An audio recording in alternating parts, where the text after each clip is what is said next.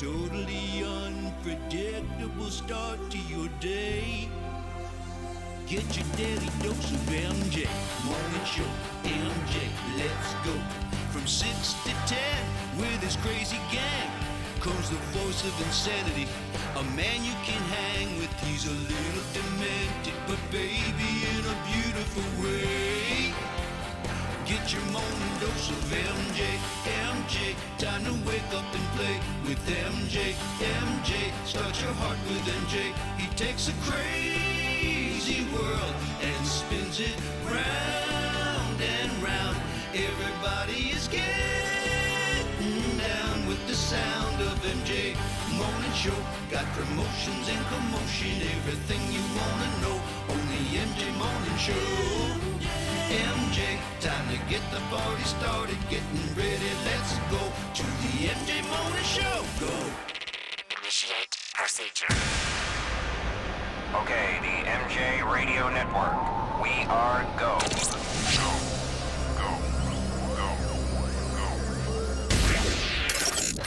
Now, stand by for the MJ Morning Show.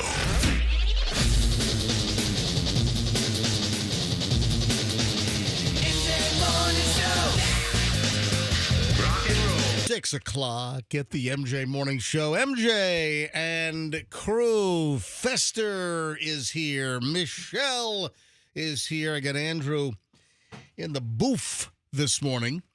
Hey, I'm all excited because we give away the first garage door opener this morning from Banko and Liftmaster. Yeah, it's the huge Mother's Day garage door opener giveaway week. Yeah, we're giving away one of these $1,000 prizes every morning this week. So we got a lot of crap going on. We got the Cash Kitty coming up at 8 o'clock. So Cash Kitty is 8 a.m., 10 a.m., noon, 3, and 5 p.m., and this will be the last week of the Cash Kitty, right? And that's every single hour for garage or hang on, back up. I'm conflating.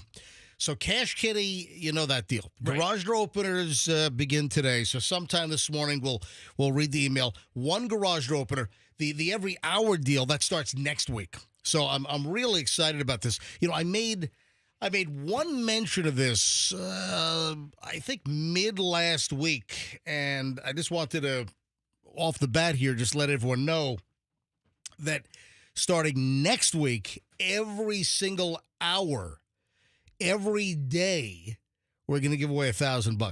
So, I mean, there's a lot of crap going on here. I mean, on top of the phenomenal MJ Morning Show content and free entertainment you get, we're throwing money at you. We're throwing garage door openers at you. Do we have to bribe the people? Is that what we're doing? No, because we haven't had a contest in quite some time. That's and the true. Morning Show's been doing, very well. We've never given away garage doors before, garage door openers before. No, we did. We gave away last year. We did? Yeah, we did. We gave away a garage door opener last year. We gave away rice makers last year. No, we gave away one garage door opener. We gave away the same thing, the Liftmaster 87504. We gave away one last year with Banko, and then we gave away the rice. We gave away one garage door opener last year. Now this year we're doing 5, one every day this week. So yes, we gave away the same one, the 87504. Didn't we give away orange juice makers? No, we did not. Coffee pots? Nope. We gave away the rice cookers last September because it's National Rice Month, and I have just this weird obsession with my Japanese sticky rice, and the absolute best way to make rice is with the Zoji Rushi rice cooker. Oh, my gosh, I just thought of it. So that's what we gave away last September. In February, Valentine's Day, love is in the air. Yeah. Air fryers. Love is in the air fryers? I love that. We could even have that. Right? Hey, Andrew, bring up that song, Love is in the Air. Love is in the air. Yeah, fryers. someone's using that for a commercial these days. That's what I'm saying. Yeah, I know. That's why I said. So, someone's using that. There's some commercial. I don't even know what the hell it is, but I've heard it. I think on TV and on radio that dum dum dum dum dum dum dum dum dum dum dum. Love is in the air, fryers. So yeah. I mean, that's not for another couple of months. We have to come all the way around the calendar again. Well, I got to put that down for February. Well, why does it have to be? Because love is in the air. Yeah, Andrew, do you have that ready to roll?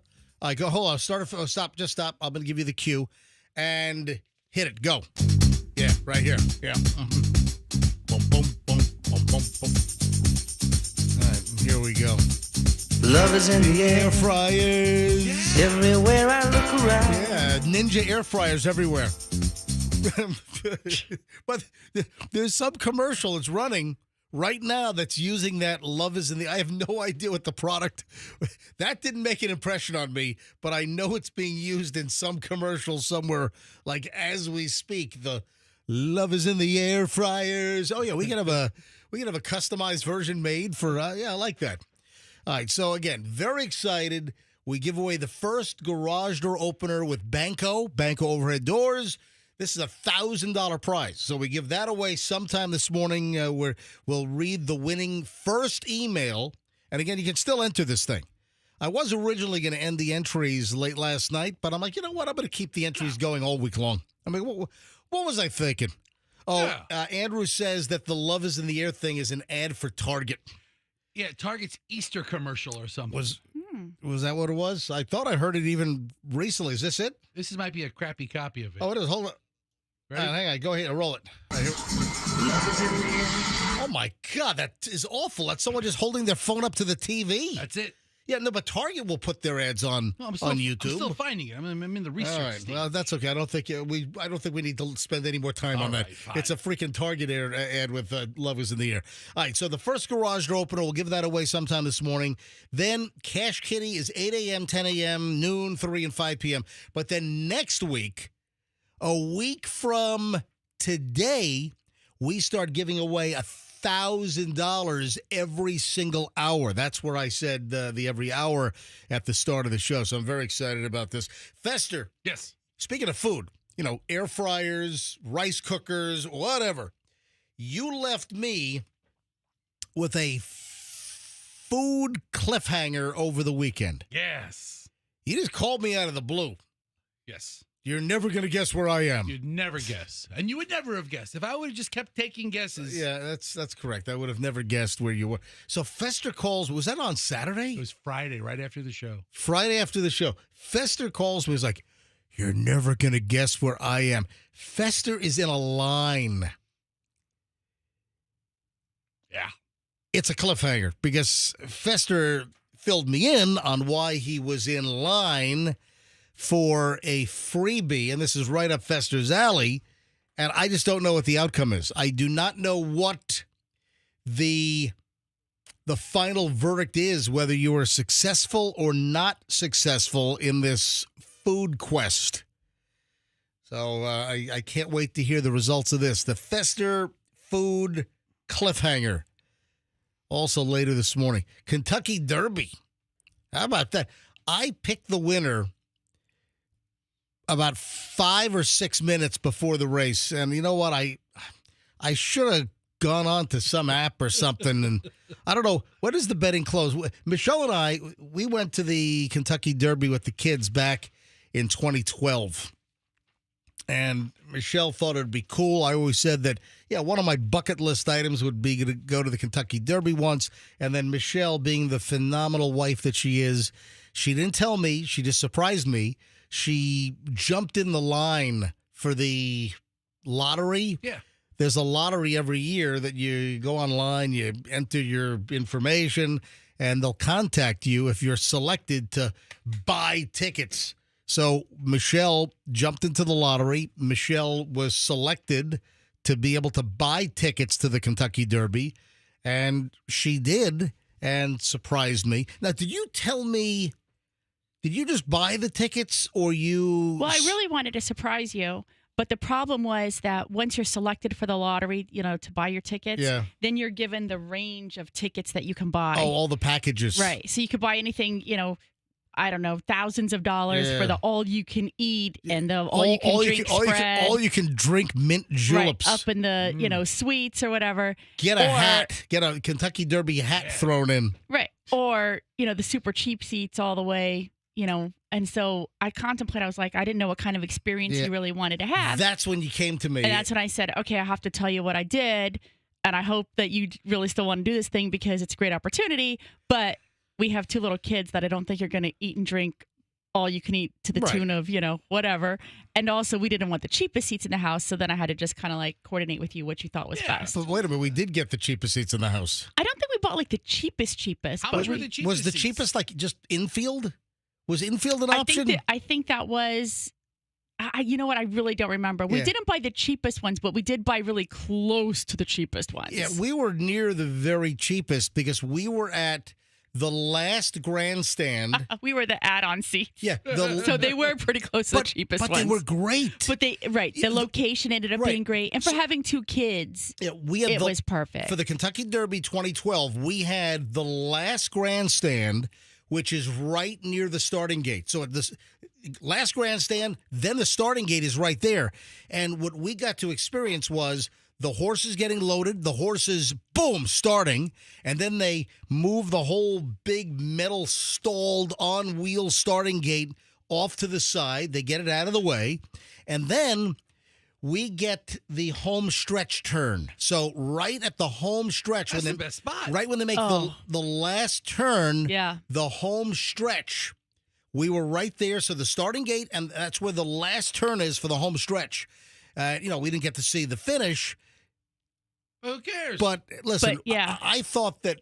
And our seats were either the last row or the highest row. So we really had this good perspective. Yeah. Nobody was, it was easy to see the field in front of us. We could, everything. It was so surreal that we had those seats. We were the last bleacher and then I think the last row. Yeah. And we enjoyed the hell out of it. Yeah. So we got relatively cheap seats to the Kentucky Derby. Anyway, so Derby over the weekend, and I was able to pick the winner just prior to the race, and I did not put a damn dime down. Or else I could have won millions and millions of dollars. You sound like such a degenerate gambler. Yeah. I picked the winner. Yeah, I'm a real degenerate gambler. All right, 6:11, just getting rolling. It's a Monday morning. We're jammed, folks. It's the MJ Morning Show on Q105. Back in minutes. Good.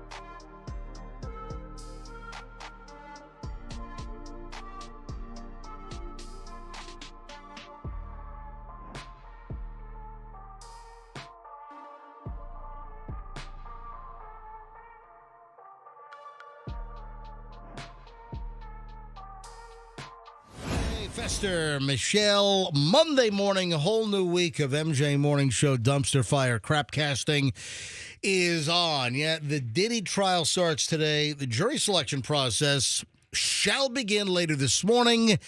It is believed from everything that I've seen that jury selection might take 3 days as they try to comb through all the prospective jurors.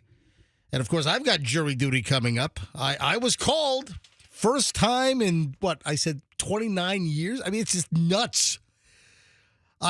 With the whole jury duty scam call that I recorded after a friend of ours was a scam attemptee, and then they conference called me in, and then I started toying with the scammers on the jury duty scam where, oh, yeah, you missed jury duty, there's an arrest out, a warrant out for your arrest, and then I jumped in, and if you missed the call, well, too freaking bad. I played it 9 times. Well, hold on, that's the wrong attitude. I'm kidding. I have a special request about that call when we get back to it. I don't need to tell you right now. Well, I wasn't going to get back into it. I was just mentioning that the P. Diddy trial starts today. Jury duty is on. And then, believe it or not, I was called for jury duty the day after Memorial Day, which is, the 27th, I think? Yeah. I think Memorial Day is Monday the 26th. And I get a jury summons.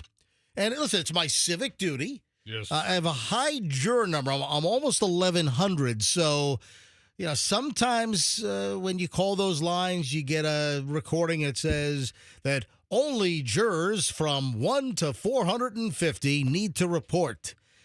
And other times it's all jurors called need to report. So, yeah, it's kind of up in the air whether I'm going to be here for the entire show on Tuesday, May 27th. But you'll know that on Friday, right? Well, because nobody's coming in on Memorial Day to record a message, are they? They say that you're supposed to check on...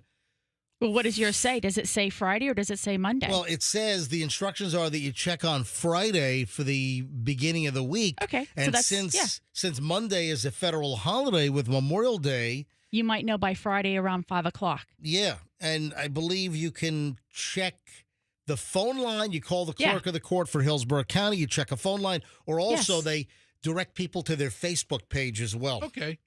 So you'll be able to call on Friday. Yeah. And figure it out. Right.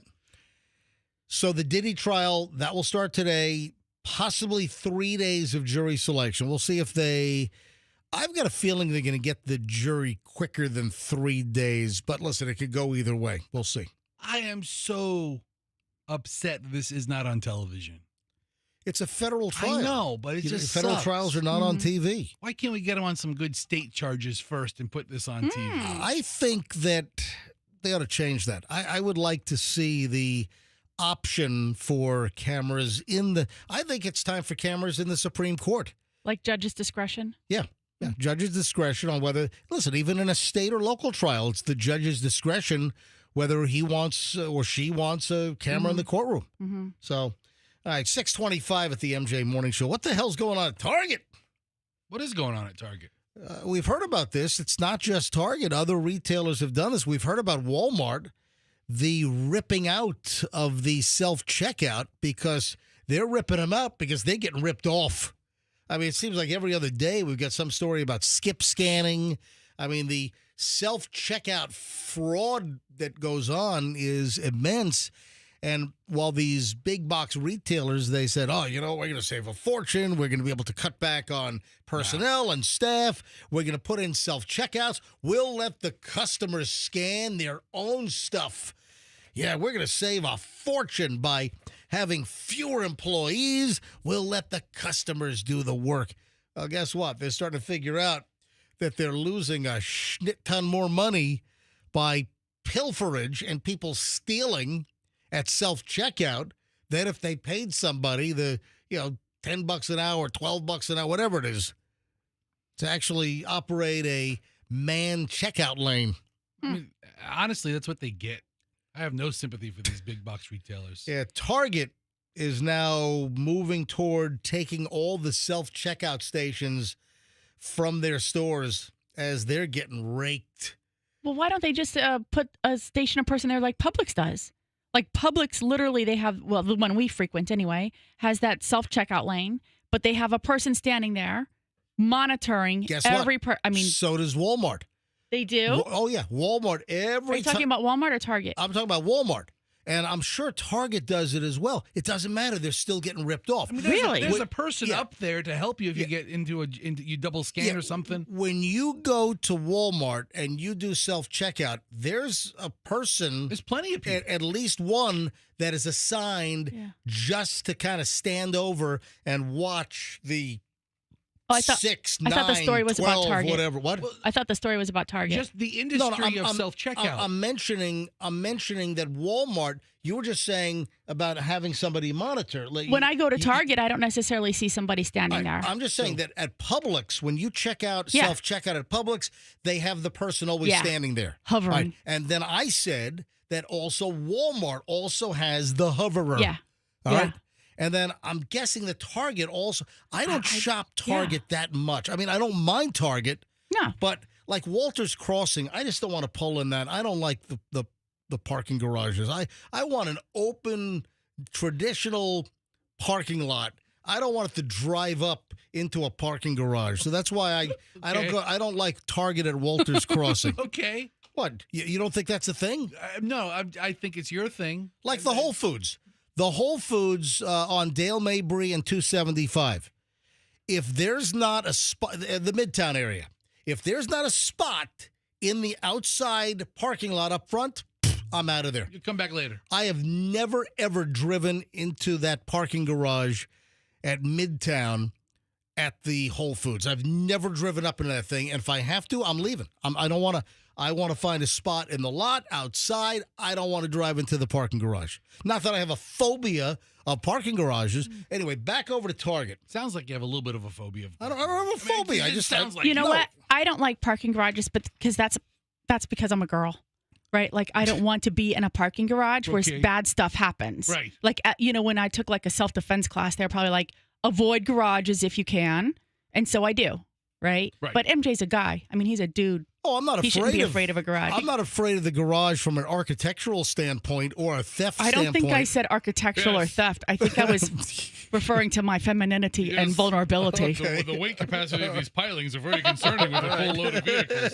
I'm going to park on the ground. Like I would tell Chloe, like avoid the parking garage if you can. Right. Like let's not do that. So back to Target. Apparently, last March, I don't even think it's this March. I think it was March of 24. Target announced plans that they were going to limit self-checkout to 10 items. Kind of maybe try to keep a handle on if you have more items. Maybe they found that if you have more than 10 items, then maybe the rates of pilferage, of theft go up. Even innocently scanning 48 items, Yeah. you're likely to miss one. Right. Or double bag one Right. or something like that. Or that's your ruse. What does double bag one mean? We like you put like two things in a row and you only Yeah. scan the top one. Uh-huh. And then you jam Double two. bag? I never heard that term. I invented it. Oh, well. I invented it. Yeah, I, know, no, double bag is when you have heavy items and you double bag it. I invented something different. No, you invented crap is what you invented. All right. Anyway. You invented crack. How about that? How about that? So, But I think more than 10 items, the hoverer, is trying to watch like 12 people check out. At least if it's only 10 items, Yeah. she can sort of sit 2, 4, 6, 8, 10, 2, 4, 6, 8, 10. But if you have like Fester saying 48, that person is there forever. They turn their back for 2 seconds, and listen. that person like easily just throws some stuff in a bag and moves on. Well, it's just the volume Yeah. of items Yeah. increases the chances of a mistake or, I think, an intentional ripoff. But Target stores across the country are taking out self-checkout, and apparently it's going to continue. What? Line 2? Up. We have a Target employee on line 2. All right. Verify, validate. Diana in Lakeland. Hey, Diana, you're on the MJ Morning Show. Welcome to the early listenership club. Good morning, MJ and the crew. I just wanted to say I retired from Target, and I just want to let you know that the self-checkouts are monitored by not one, in some cases two, during rush hour. And they've been there since day one. Someone's been monitoring. I myself monitored them. And when did you retire from Target?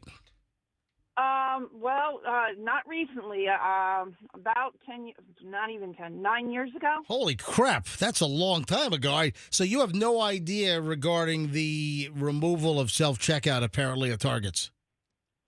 There is no word of that in the Lakeland area as of date because I do have friends that still work there. Oh, so you're still plugged into Target happenings. Tied into the community. Even though you retired 9 years ago, you're still, man, you got your ear to the Target ground. She has sources. Yep. Yes, I do have sources. I have friends that are in management as well, so I'm constantly in the flow. All right. Well, listen, the bottom line is that if your Target store is not ripped out self-checkout, it seems that it's headed that way, that they're going to get rid of, unless they've determined that there are certain stores that have a higher degree of shrinkage, or there are stores that have a very low percentage of shrinkage or, rip-offs that maybe they'll keep it somewhere. But the story I saw, that it just said that the Target was on a tear getting rid of self-checkouts all across the country. So I guess we'll see what happens. So, Diana, after the Target retirement, did you move on to something else, or are you just enjoying doing nothing? Actually, I'm an Uber Lyft driver for charity, so I raise money for folks that are in need currently. Well, hold on. You drive Uber and Lyft, and then all of your profits go to charity? Yes, sir. So you don't make a dime? Whose vehicle are you driving?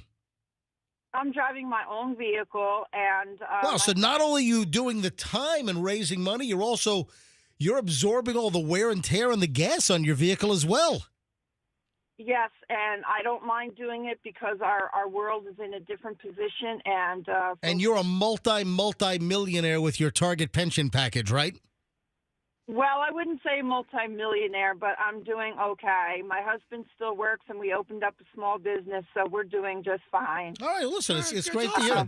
Listen, I really appreciate. I never heard of driving Uber and Lyft for charity. What a unique way to give to charity. That's new. All right, anyway. Yeah, well, I used to do a lot of charity work when I was young, and since I retired, I saw the need, so that's my calling. I think that's fantastic. You should be highly praised for that, so let me praise you. Diana, thank you for calling in. I appreciate it. All right, have a good day, guys. Bye-bye. All right, listen, you learn something new every day. I didn't know there was Uber Lyft for charity, and drivers were out there absorbing all the costs and donating all their profits to charity. That's wonderful. She's the first one I've ever heard of. She's an angel. She really is. Wonderful person. All right, 6:34 at the MJ Morning Show. I have the morons in the news next.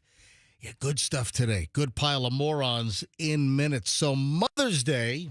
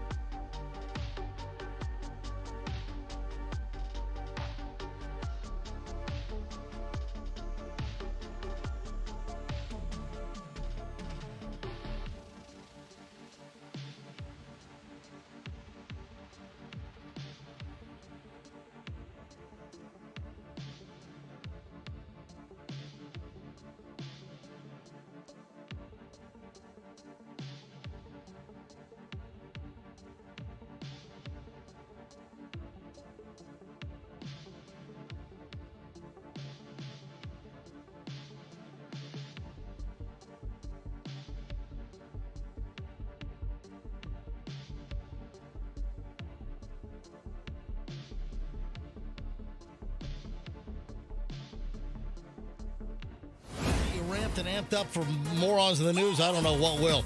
Oh, today is Cinco de Mayo as well. It's a Monday, Cinco de Mayo. It doesn't seem like there's a lot of Cinco de Mayo chatter this year. All right, we'll get into that. What? Because it's on a Monday? Well, duh.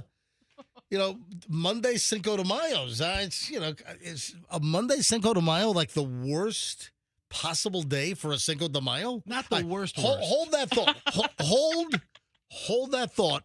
We'll get into Cinco de, and then yesterday was May the 4th be with you. That was yesterday. Sounds like you're having an asthma attack over there. Someone give me an inhaler. Hurry up. Where's my albuterol? All right, hang on. Let's do morons in the news. We'll get into all that crap later on. Hey, check this out. Nothing like a 12-year-old caught street racing. A 12-year-old. A 12-year-old and the 17-year-old. What the hell is going on? Of course, this is Florida. A 12-year-old and a 17-year-old were arrested earlier this week. Deputies said that they were street racing. That's right. Happened over in Volusia County. Deputy pulls over two vehicles. This is over in Volusia. And the kids are street racing. The deputy asked the first driver, who was identified as a 17-year-old, what was the deal with the street racing? This is all caught on body camera, right? And then the deputy then goes up to the second driver, and there's a freaking 12-year-old kid behind the wheel, and they're street racing. It is dangerous enough with older, actual, experienced, licensed drivers, but then you've got a 12-year-old operating a motor vehicle and street racing? What kind of vehicle was he in? So the deputy asks the 12-year-old, do you have a license? Well, he knew the answer to that. Come on, deputy. And then the kid says, I was just testing. There you go. Yeah, there we go. I was just out on a test drive. I mean, it's unbelievable. Yeah, I got some audio here in just a second. Yeah, the video then shows the deputy asking the kids to get out of the car. And then they're placed in handcuffs. This is unfreaking believable. So the deputy says the driver of one of the cars is 12. The other street racing driver is 17. Everybody's going to juvie. You know, whose car was the 12-year-old driving? Oh, my God. Anyway, the parents showed up at the scene. The deputy told the 17-year-old's parent that his son was racing a 12-year-old and that his son is getting arrested. His son is getting hooked up. Parent says, who's getting arrested? Yeah, your son is getting arrested for street racing, a 12-year-old. You know, the dad was like, did my boy win? I'm not going to let my boy lose to some 12-year-old. Yeah, the Volusia County deputy was in an unmarked unit. Correction. The deputy was in a marked unit, and he was just kind of parked off to the side, and he sees these two vehicles racing toward him down the street. This sounds like an episode of Dukes of Hazzard. Honestly, where's that little man? Yeah. The one who runs around and hold on. squeals like a pig. That was Boss Hog. Yeah, that one. Boss Hog wasn't squealing like a pig. Roscoe P. Coltrane. Is that right? He was the keek.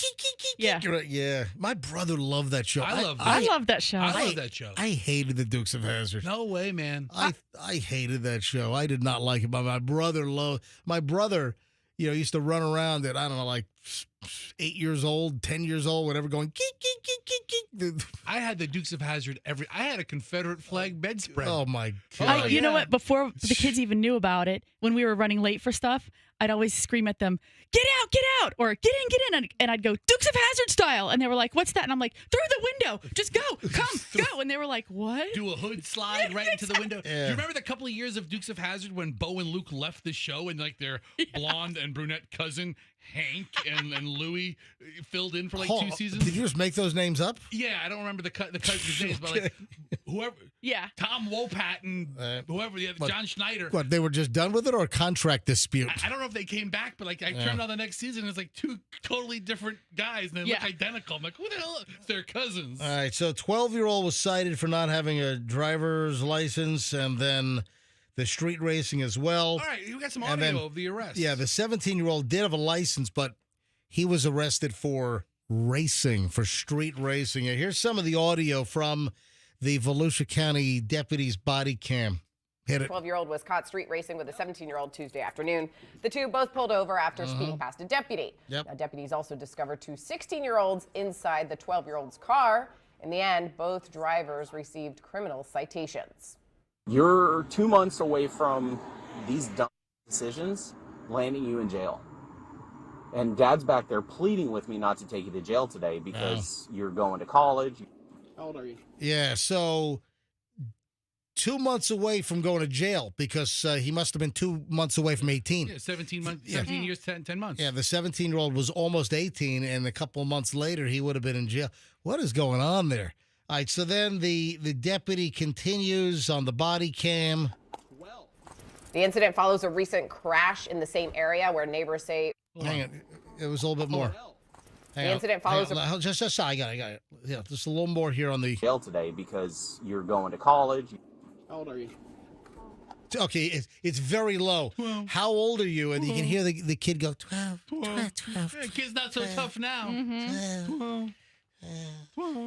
12 years old. 12. All right, 6:48 at the MJ Morning Show as the morons roll on. What's morons without a great story out of the villages? Yeah, a villager up in the villages, according to the Villages News, ordered to pay restitution after puncturing a fisherman's tires. So how did this happen? Yeah, a villager ordered to pay restitution, punctured the tires of a pickup truck owned by a fisherman's father, James Angelo Majorana, 78, placed on probation for 1 year, ordered to pay restitution as a result of the plea deal. So what happened? A young man said he had driven his father's gray 2018 Ford truck on December 27th to the Community Watch Key Largo office on Bonita Boulevard, according to the arrest report from the Sumter County Sheriff's Office. The young man and his friends went fishing in a nearby pond. When they walked back, they found the rear tires were punctured. Surveillance from the Community Watch Office showed that this Majorana, who lives nearby, he drove into the parking lot. He was in a 2022 Hyundai SUV, walked up to the pickup, squatted down, and used a yellow DeWalt power drill to drill holes in the sidewall of the tires. Both rear tires. He's drilling holes in them. And he quickly walked away, got into his vehicle, and drove off. When deputies showed up to his house and attempted to take him into custody, he pulled away, headed for his garage, eventually complied with the demands of the deputy. He was arrested on criminal charges of mischief and resisting arrest. And you know what this stemmed from? Apparently, he's not happy with the so-called outsiders. The outsiders fishing in the pond. So I'm going to fix them up good. I'm going to drill holes in their sidewalls with a power drill. Yeah. Outsiders fishing at ponds in the villages has long been a point of frustration for residents. These fish are ours. These are retirement fishes. You can't touch my trout.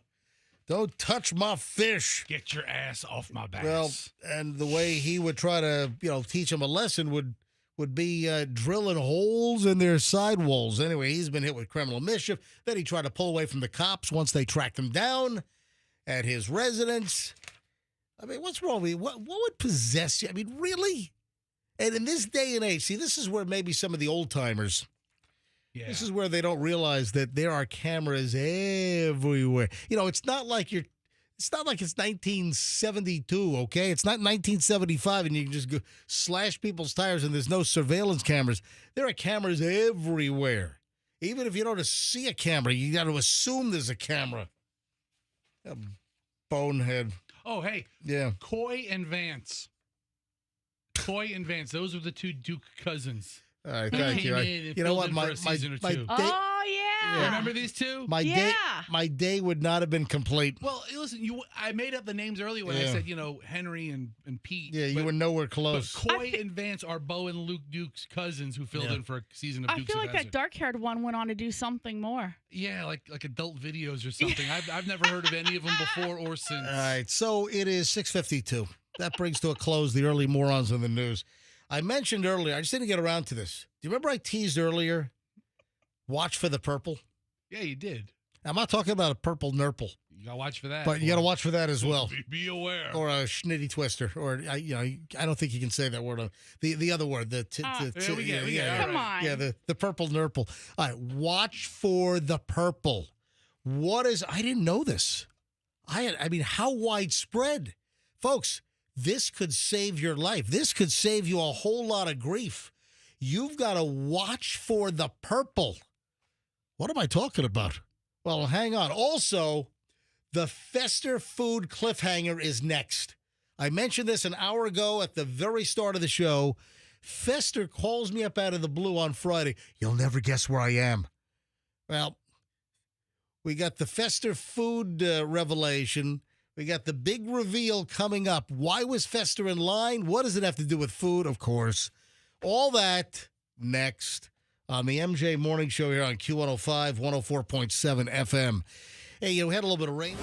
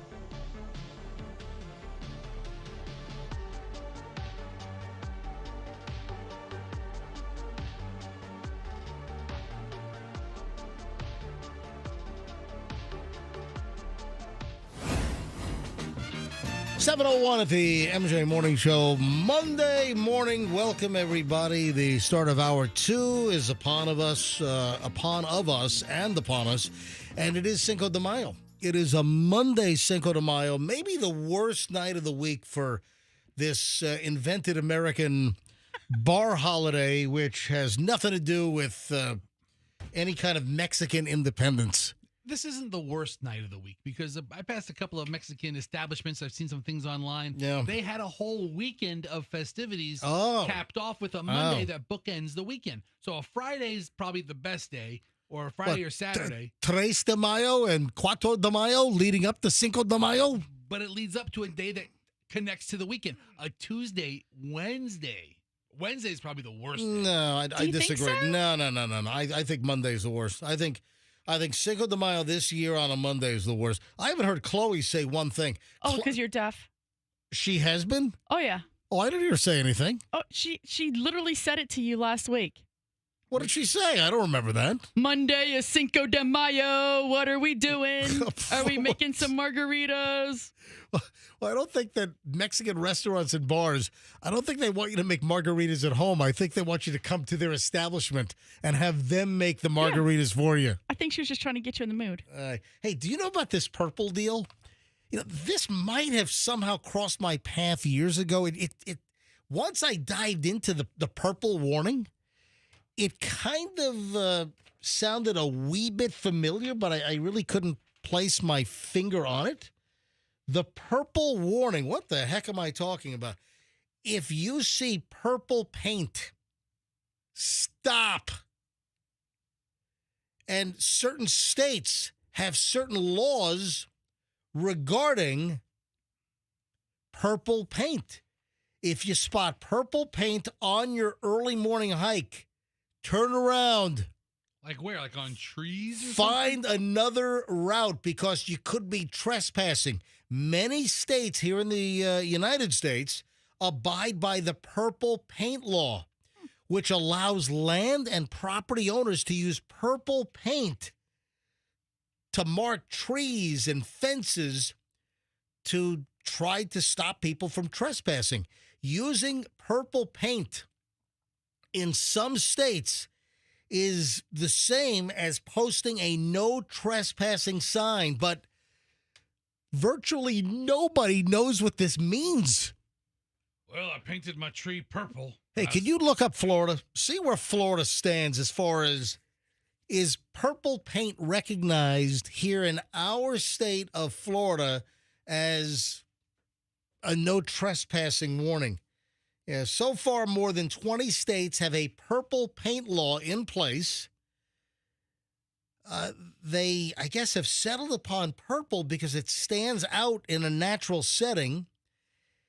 Purple paint is not used in the forestry industry for any kind of markings. It's also a color that colorblind people can identify. So I didn't know that either. They thought of everything. So colorblind people can see purple or discern purple over other colors as compared to like black and white? I'll have you know here in the state of Florida. Why are you doing the Cajun Fester? Well, that's the Cajun Fester is much different. That's Florida Cracker Fester. Oh. Which, I mean, let's admit it. I can't tell any difference. I mean, half this state, half the state's a little bit of backwoods, if you know what I mean. Though. Purple paint is also the preferred option over signs because property owners often struggle to keep the signs up due to wind, rain, vandals.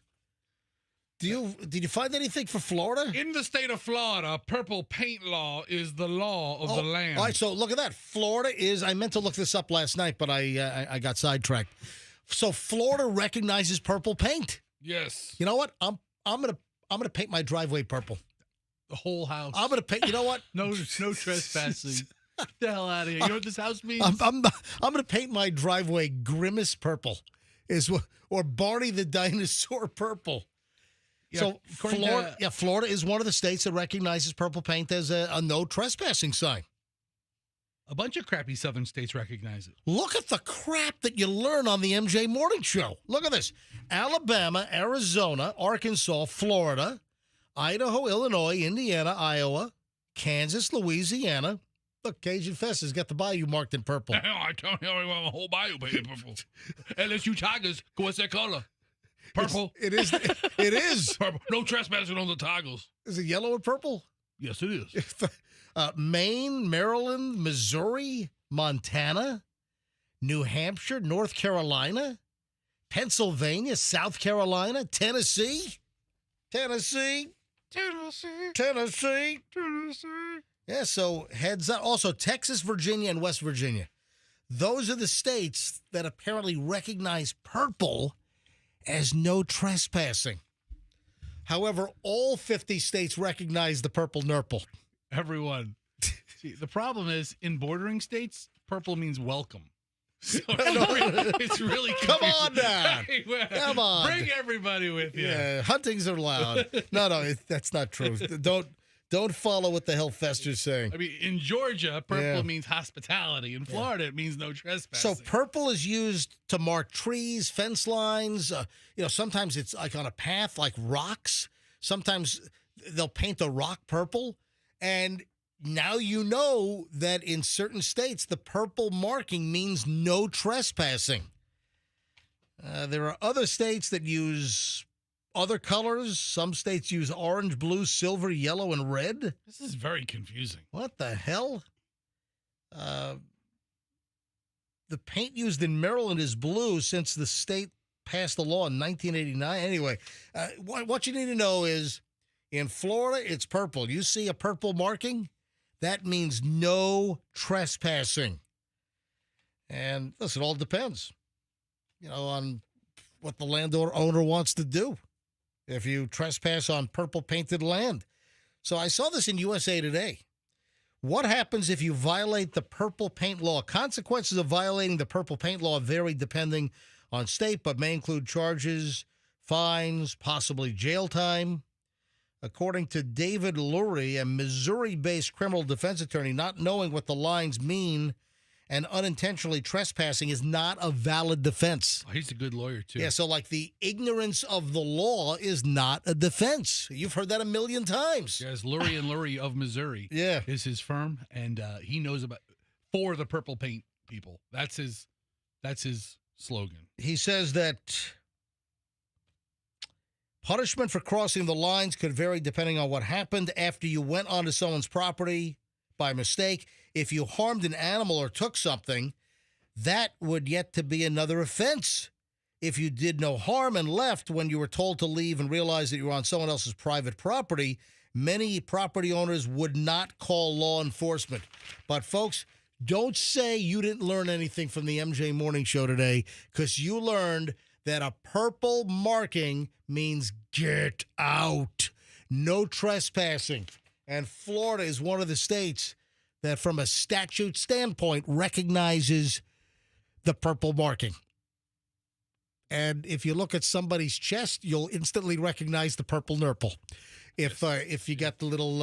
if they've just received it. If you got the itty-bitty twister, the itty twister. You know what? What? Why do you keep saying this? You just keep like dancing all around it. Do you want to just say it? No, you just can't. say it. No, you can't just say it. Say it. Do you want me to say it? No, I'm going to say it. No, it's a violation. Do you want me to violation. say what you're not allowed to say? No, you can't say that word. What are they going to fire her? No, that. Yeah, Yeah, seriously. Well, FCC violation on Michelle? well, the show, we could get fined. Ooh. And I don't think the Beasley Media Group has any appetite for like $10,000 FCC fines right about now. They'll bankrupt us. Yeah. All right, Michelle.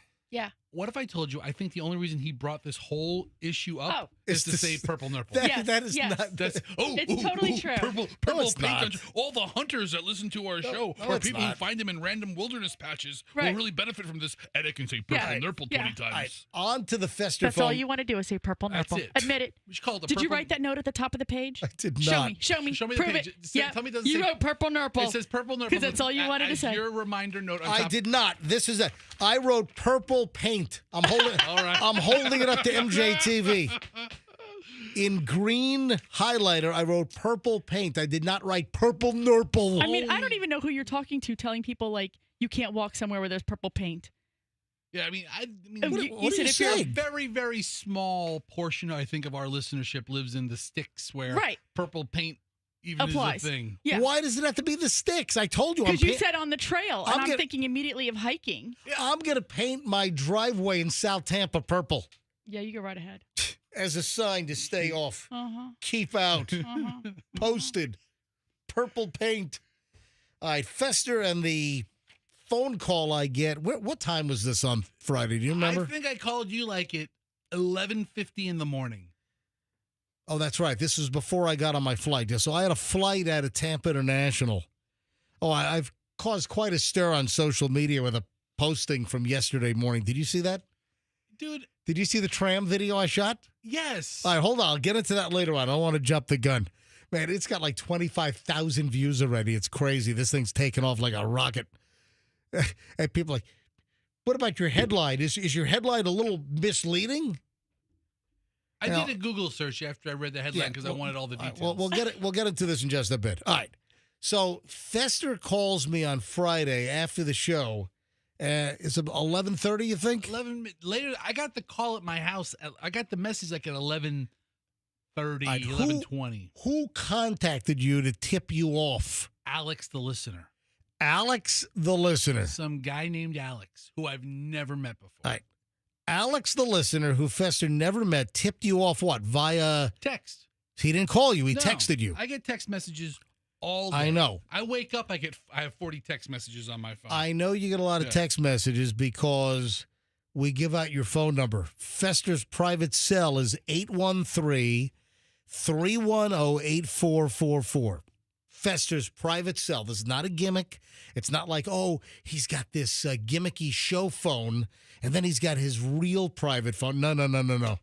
I swear on a stack of pancakes that that Fester has one phone And it's 813-310-8444. That's it. It's the only phone I have. Yeah, if you ever want to text or call Fester, that's his private cell number. Don't call. I don't answer calls. 813-310-8444. All right, so Alex, the listener, sends you a text, what, Friday morning or what time?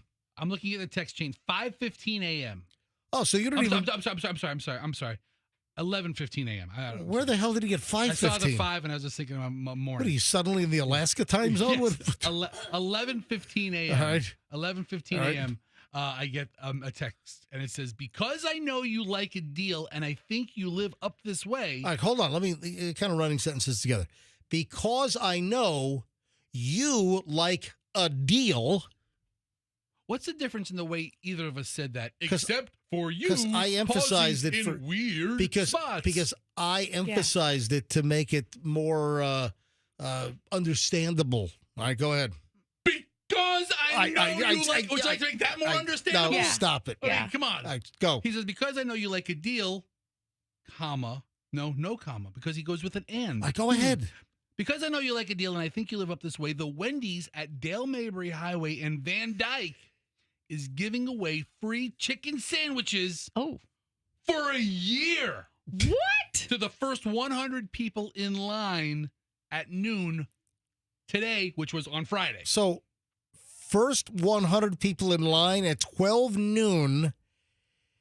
If you were in line, the Wendy's was giving out a free chicken sandwich for a year? A coupon book.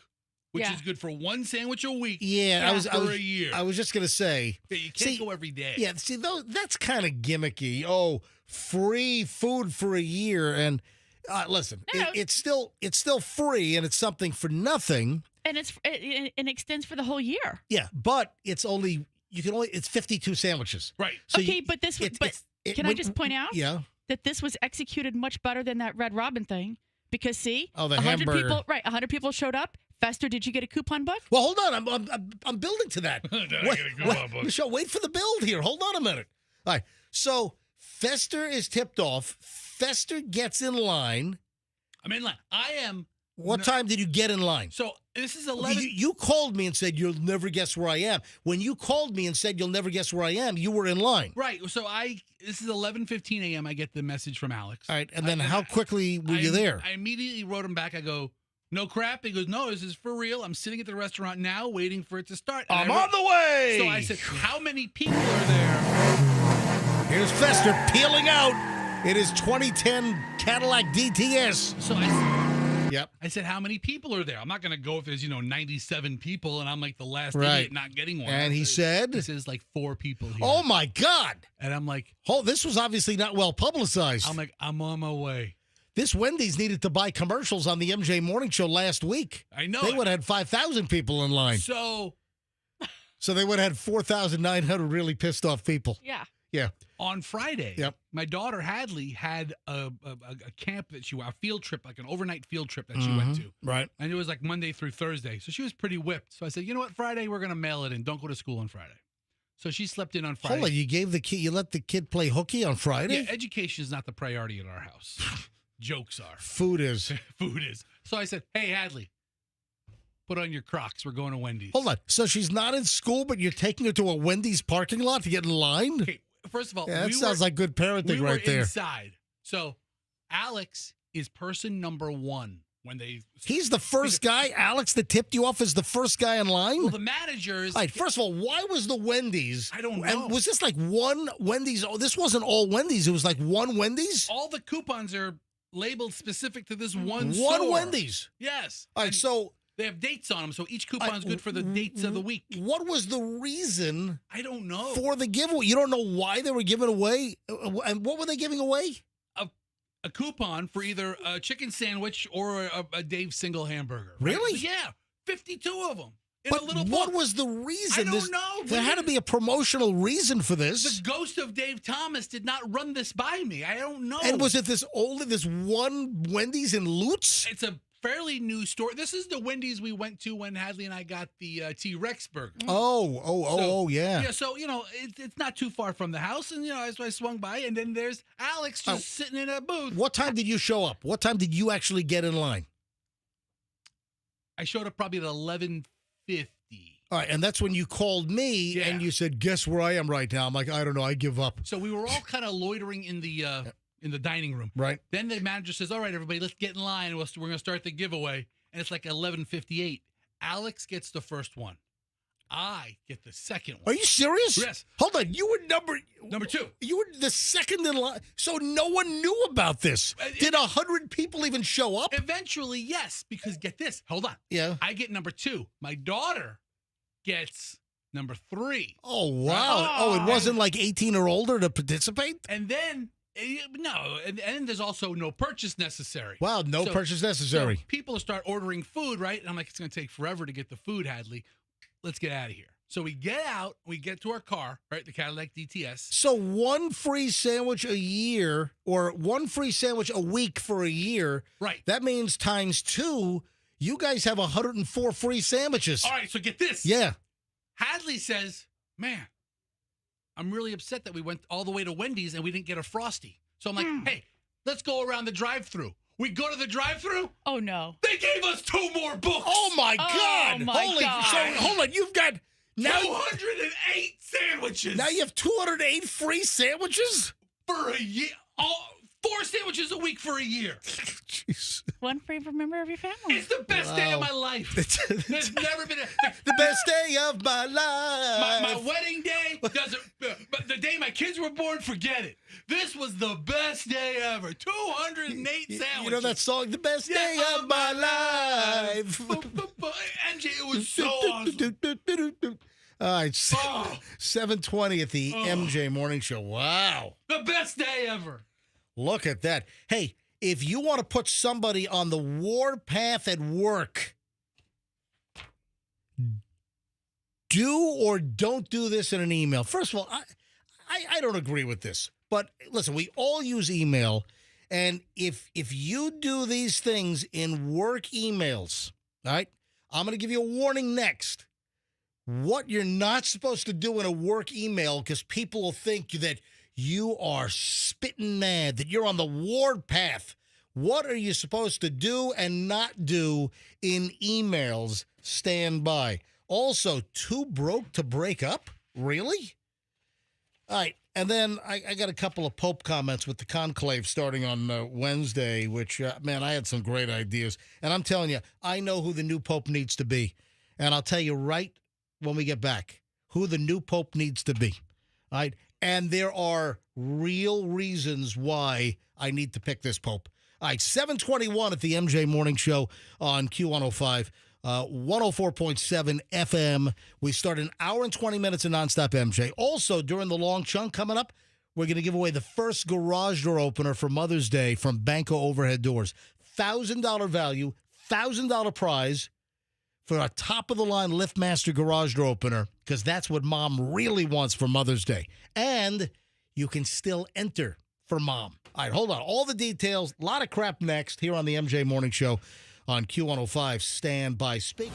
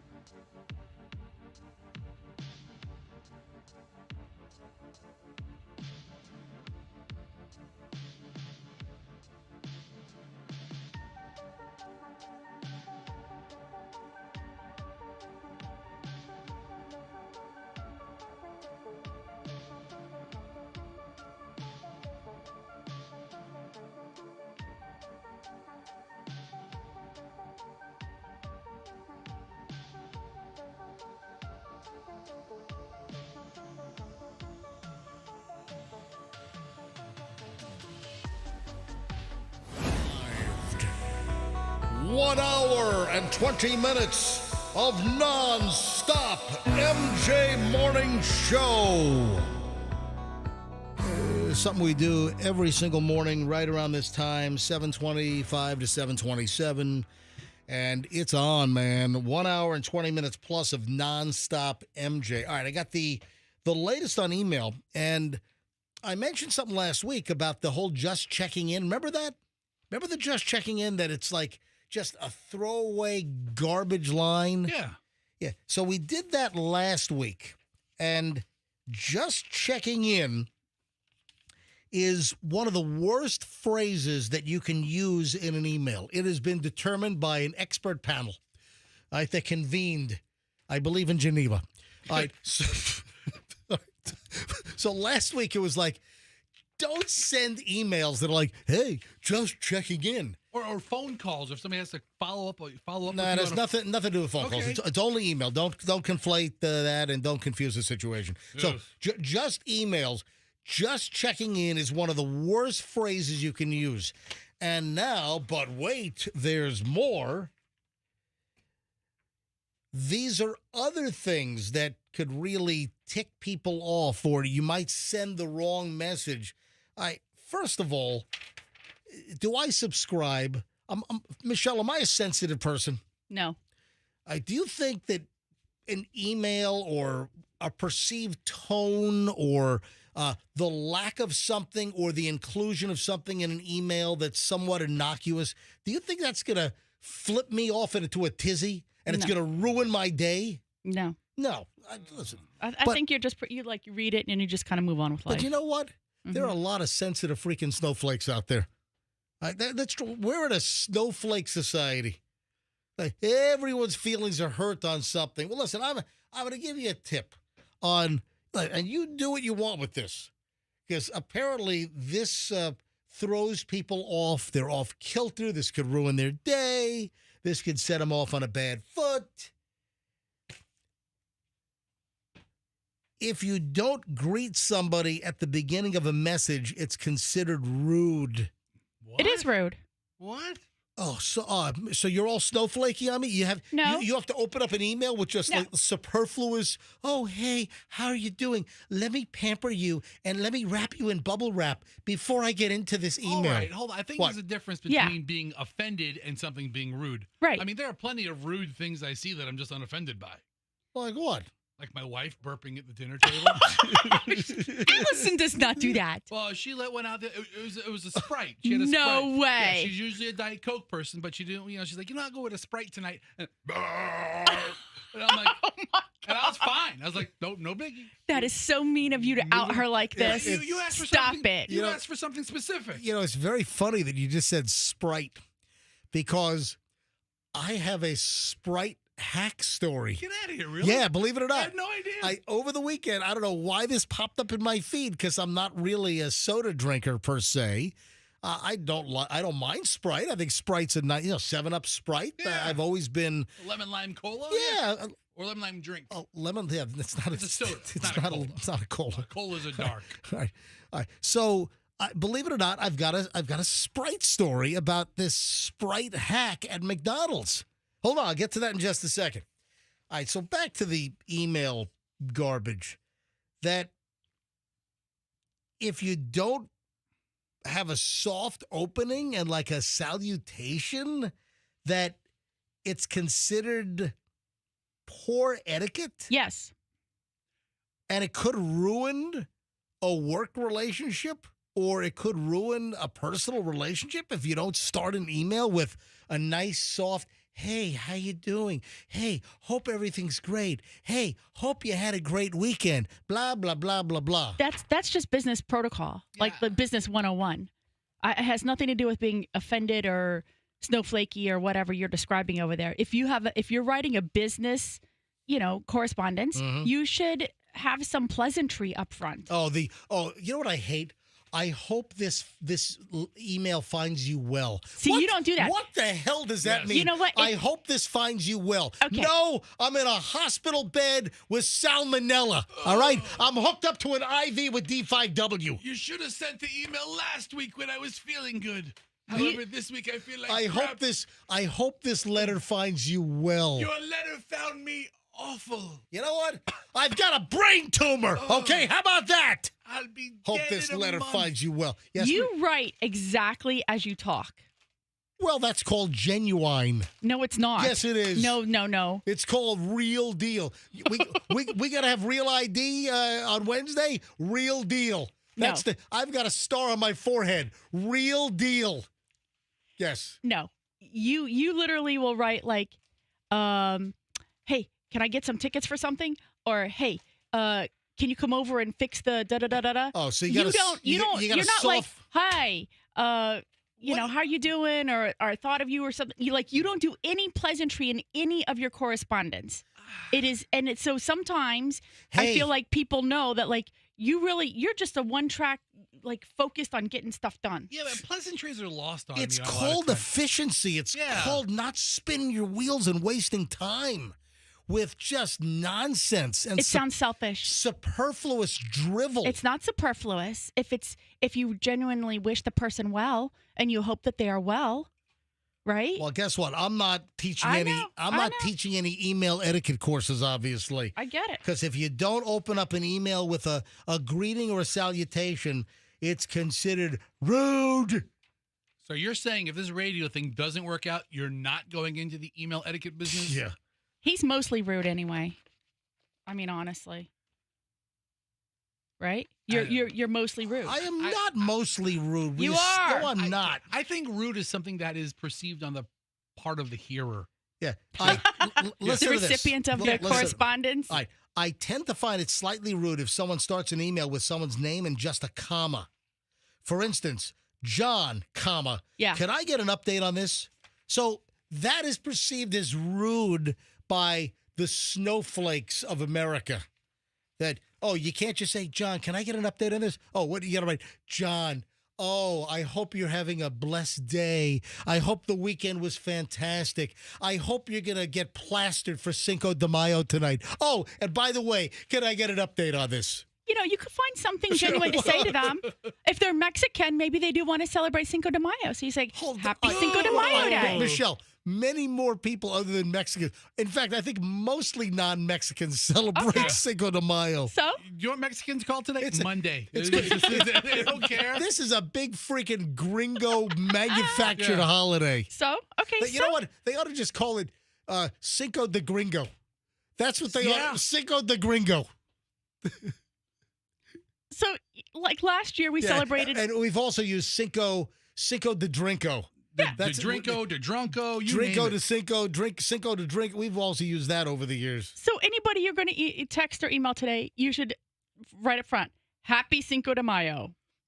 And then that way it's like pleasant, right? They're like, oh, maybe they didn't know. Maybe you're informing them. Yeah, by the way, this was a whole discussion on Reddit. I bet. If you don't have a nice intro, if you skip a hello, that anything after that is a harsh tone. If you don't say, hello, how you doing? Oh, let me stroke you on the back. Let me pat you. Oh, that's a different email altogether. Let me bubble wrap you. I think you're really overplaying the bubble wrap thing. Like, it's just saying be professionally, like, courteous or, like, that's just how the kids were taught in school how to open up an email.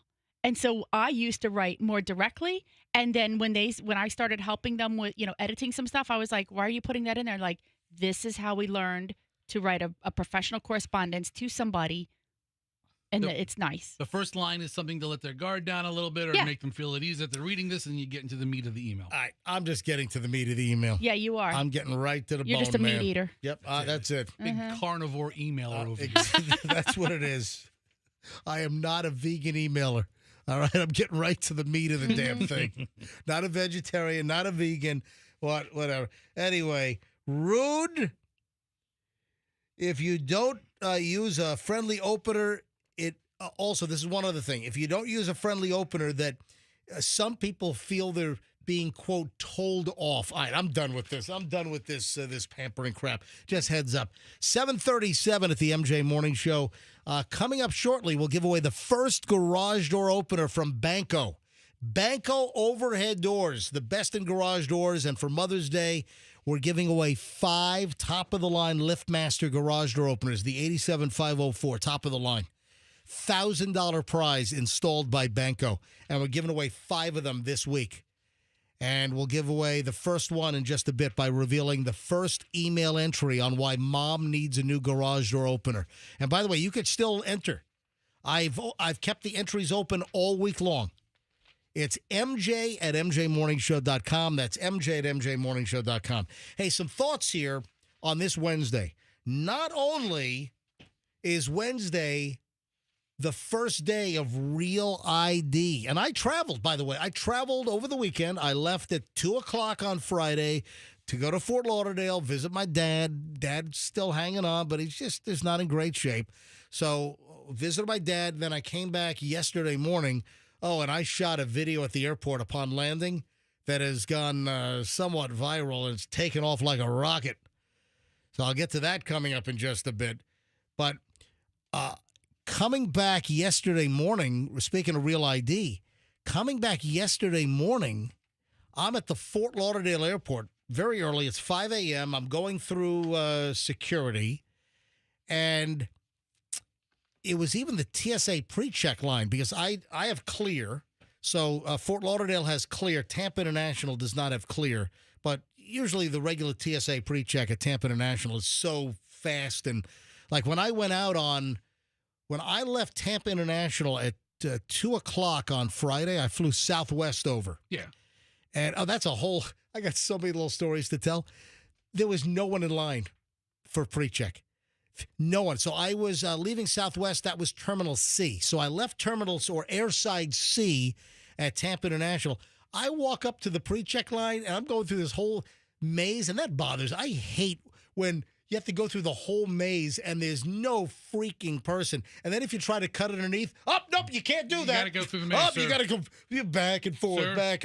But listen, no one yelled at me, but I've been yelled at before in other mazes where there's no one in line, and you want to just save some time and just cut underneath. Oh, no, you can't do that, even though there's no one in line. So zero.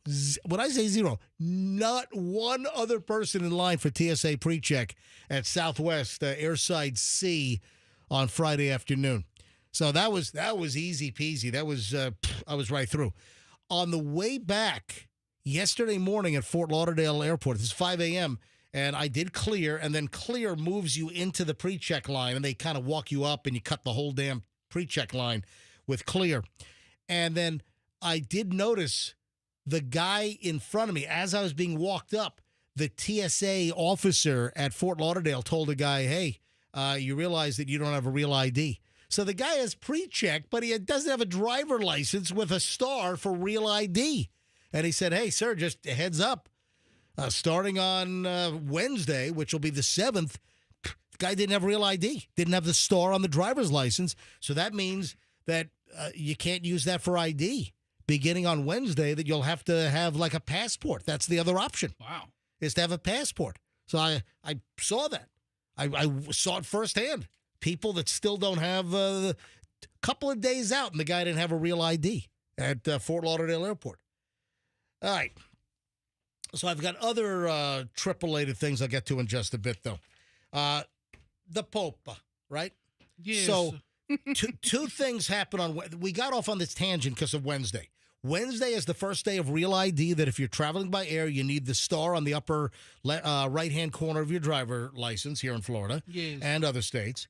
But the other thing that happens on the Wednesday is it a Popa? Yeah. Is it a conclave? And I'm going to tell you right now, folks, this has to be the Pope. Do you realize it's a Cardinal Pizza Bola? There is I'm not making this up. There is a Cardinal Pizza Bola. And it's exact. I'm not like butchering. It's the exact spelling. It's Pizzaballa. A pizza bolla. I mean, you take the pizza, you fold it up into a ball, and you get the pizza bolla. Oh my God. We have got to have Pope Pizza Bolla. And you know what? He's got to break tradition. He can't pick one of those phony Pope names. No. He can't take like a John Paul II. He can't take like a Pope Francis. A Pope Pizza Pie the First. He's got to be the Pizza Bolla. Oh. I'm telling you. So, Cardinal Pierbattista Pizza Bolla, an Italian who serves as the Latin Patriarch of Jerusalem. We gotta have. How can you not have Pope Pizza Bolla? A Pope of the pizza. He's a pizza Pope. What if he changed his name to something like Margarita Detroit? All right, listen. Would that be okay with you? No. I feel Pope of New York style. Yes, my son. I'm the Pope of pepperoni. Oh. This is my top Cardinal Calzone. It's the oh, we can expand on the Italian food theme. Cacio e Pope. Oh, Cacio e Pope. Oh my God. Father Focaccia. my favorite bread. Oh. Pope, polenta. Pope Lenta. Oh, there's a whole thing here. Pope Lenta.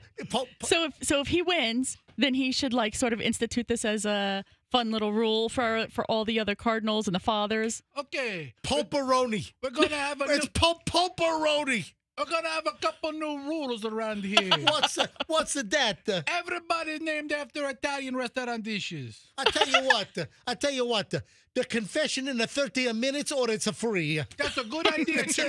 Hey, Cardinal Chicken Parmesan, I like your idea. We deliver the confessional booth right to your house in 30 minutes or less. You, fried eggplant, what do you think? I like the Cardinal Chicken Parmesan. Oh. Cardinal Chicken Parmesan here. But, there's no Cardinal, there's no Pope Fettuccine Alfredo. No. Because it's a holophony dish. No, Fettuccine Alfredo, he's a white guy over in America. What about pesto? And Pastor Pesto. Pastor Pesto. The Pesto Popa. Ew. The Popa Pesto. Everything green. I'm telling you, man. New Pope Mobile green.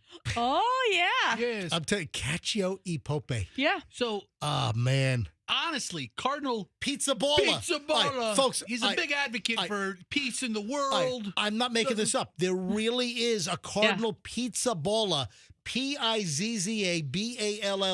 How can he not be the new Pope? So, according to the National Catholic Reporter, which is the #1 source for Catholic gamblers. That's what? Are we gambling on this fester? Hold on, what? You don't know about the wagers that are going on? Oh, no. All the gambling behind who's going to get the... You thought the Kentucky Derby had good odds or long odds? Or what? Same with these Cardinals. I know.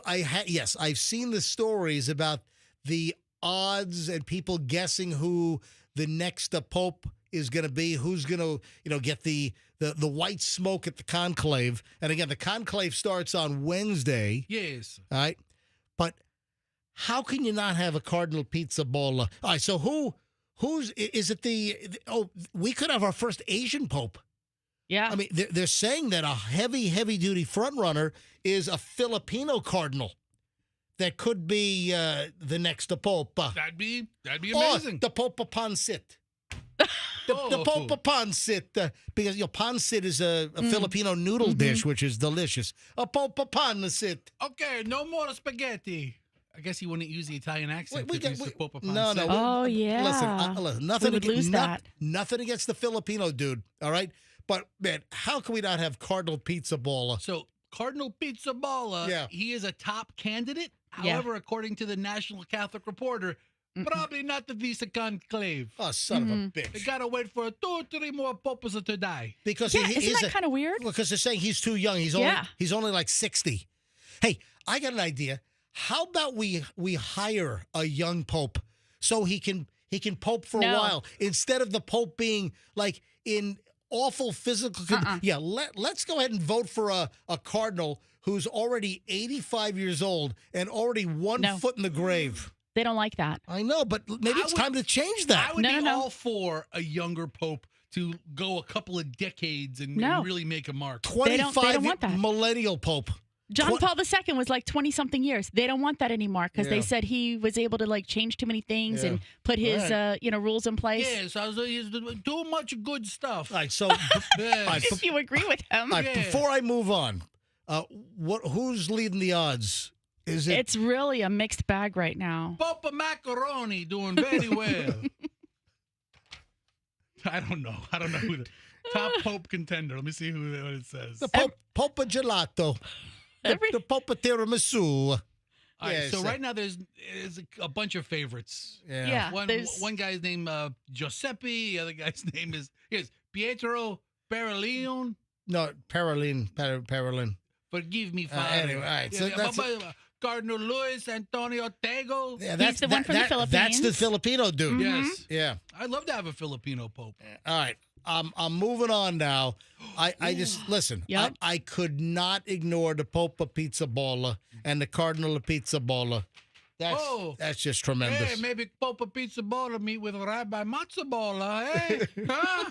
Bring a peace to the Middle East, eh? Yes. Yeah. All right. Oh man. All right. So back over to the airport for a second. Did you see my video with the tram? Dude, I totally believed you. And then I see the guy working on it, and I'm like, well, where's the crackhead? Where's the meth head? So some people are yelling at me. Some people should. No, they should not. This is not what Instagram is for. There was an asterisk. I put an asterisk. Yeah, you have to look at find the reason for the asterisk. Bring up my Instagram, would you please? You're an asterisk. All right. So some people were yelling at me, hey, your headline is misleading. Listen, I'm a morning radio guy, all right? It's called comedy. If you go to MJ to get your straight news in a non-emergency situation, then it's on you. It's called comedy, folks. This is it's already got like 25,000 views. This thing is taken off like a rocket. I just posted this like yesterday morning at 8 a.m. It's almost 24 hours. So I'm at Tampa International flying in from Fort Lauderdale yesterday morning. I had a 6 a.m. flight. I'm back on the ground at Tampa International like right around 7 a.m. yesterday morning. And I left on Southwest, which was Airside C, but I came back on Spirit yesterday morning, and that rolls into Airside A. One of the trams is down because they're putting in the new trams. So the left, if you're departing, then the tram on the right is busted. If you're coming back and arriving, it's the tram on the left that's busted. It's just not in service. They're awaiting the new trams to arrive and to put them into service. So as I'm leaving the airside to go to the main terminal yesterday morning, the tram on the right should be working, but it's not. They got everything blocked off. They've got the doors open. The emergency exit is open. You got folks in like the yellow safety vests, and they got people directing traffic. Hey, the tram. So you got to walk. And listen, to be quite honest, I don't care about the walk. I walk 30 miles a week in my neighborhood. Are you kidding me? There's nothing worse than being on a long flight and have to take the TPA walk of shame. It doesn't really bother me, but I decided to make it into content. All right, roll this back and just get ready to play it. So here's the deal. This is why a lot of people get it, and some people don't. So I post this headline, and the actual thumbnail screenshot is a picture of the tram with the door off, and it's just outside the station.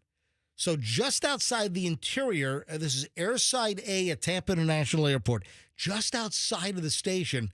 Outside, the whole tram is parked outside.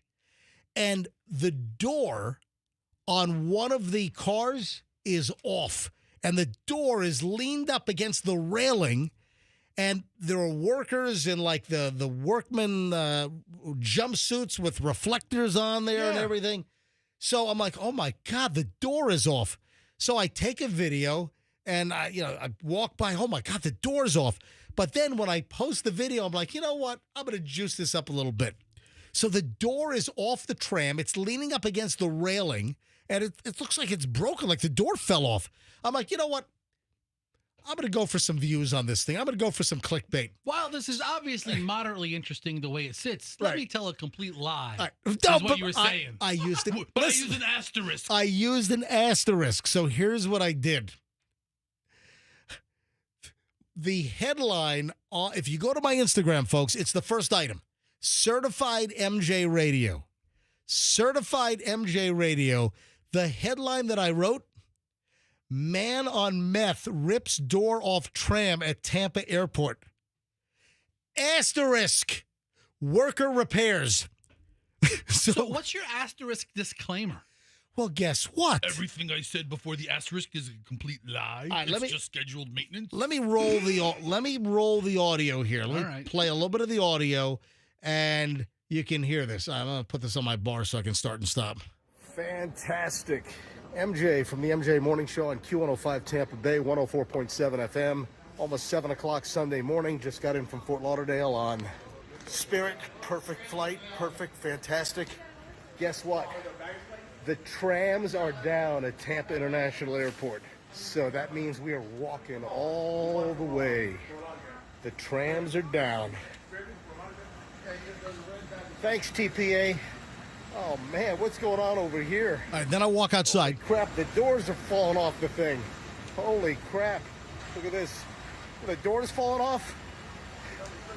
Oh. All right. So then the worker says, no, we took it off. So obviously there's some kind of door problem. No, there's no door problem. But no, they took the door off. Obviously they had a door problem. They had to take the door off for repairs, and it's leaning up against the railing outside on the walk between the airside and the terminal. Because they're replacing the one on the other side, and this one's under service. The other one is not even operating, and the one that is operating had a door problem, and it was out of service. They have the door off, and that's where I said, you know what, how do I turn this interesting?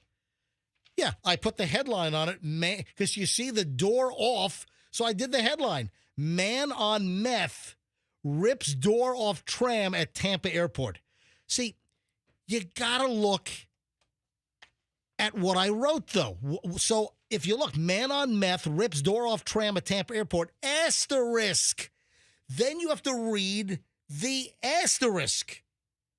Fester, you didn't bother to read and see. If you see something that has an asterisk, why didn't you read it? Because I am like an aster hole right now. I can't believe I missed the asterisk. You can't miss the asterisk.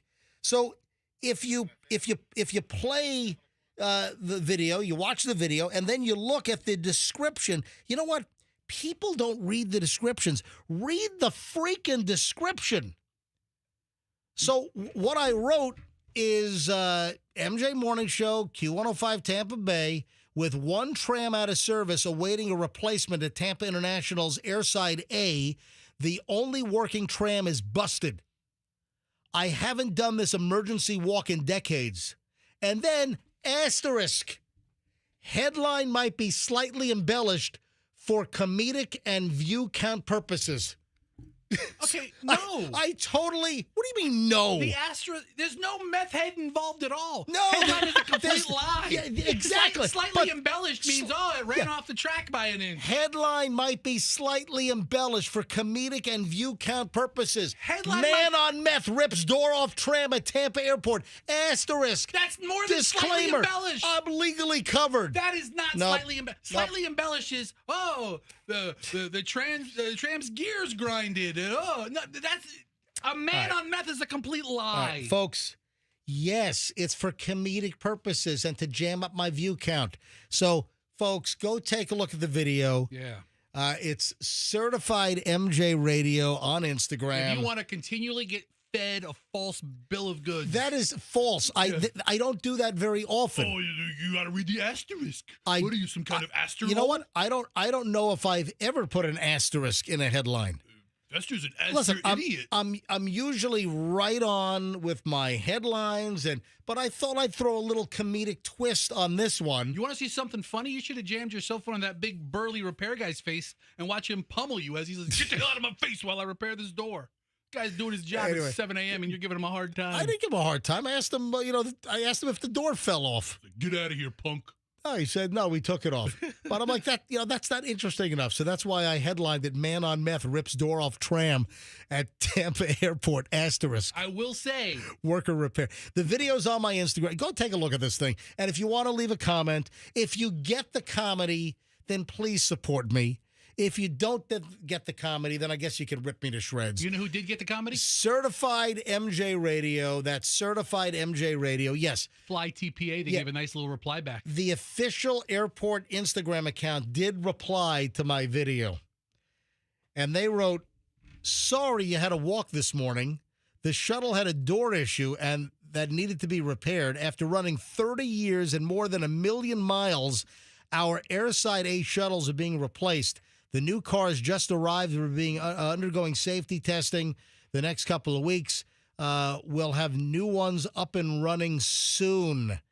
And, I also responded, listen, I'm joking around. I like TPA. I think Tampa International is probably the best airport in the world. I mean, it really is. Michelle and I have traveled a lot, and we like Tampa International. Yeah, and wasn't there a time, I said this to you, that you used to be able to opt for the walk?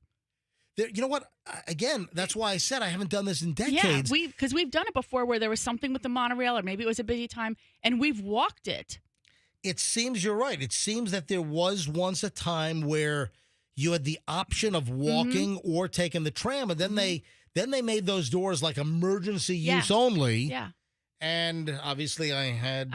I don't mind the walk. When you get off a plane, you've been sitting for like 3 or 4 hours. I'm like ready to do a little walk. Is that like a post 9/11 thing or something? That's what I'm thinking. I don't know. You don't want people just walking on the because you've walked it before, I've right? never walked You've never walked I'll turn around, get back on a plane, and fly somewhere else. Even back in the day? Before I take that TPA walk of shame.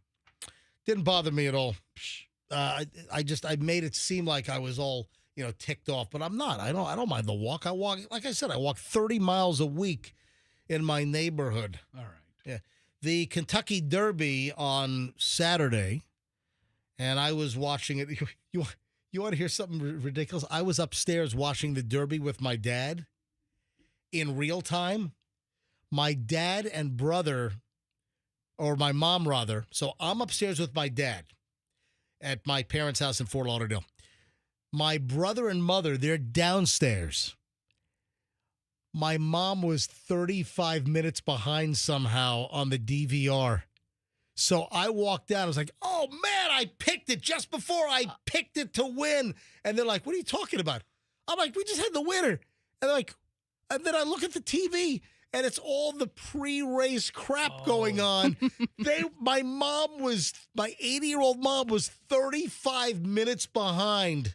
I've done that before. That's happened to me before. And they had no clue. And I walked down. I blow out, I blow out the winner. Yes, sovereignty won. Yeah. And she's like, what are you talking about?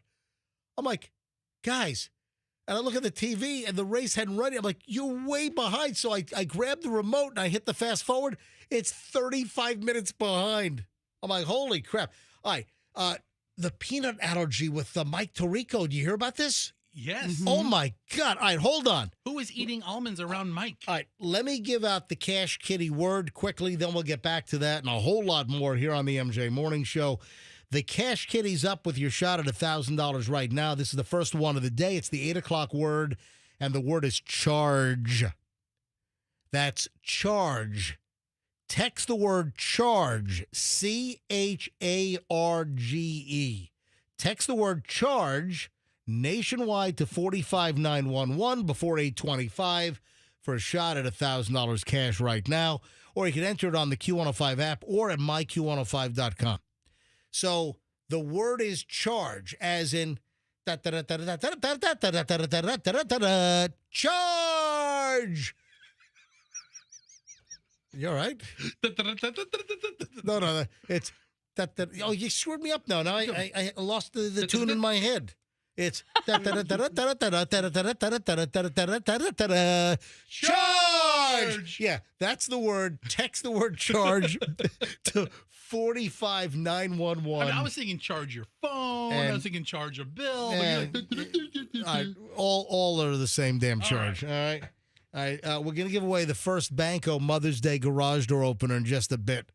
Yeah, we've selected the first winning email, and that'll be on the way shortly here on the MJ Morning Show on Q105, 104.7 FM.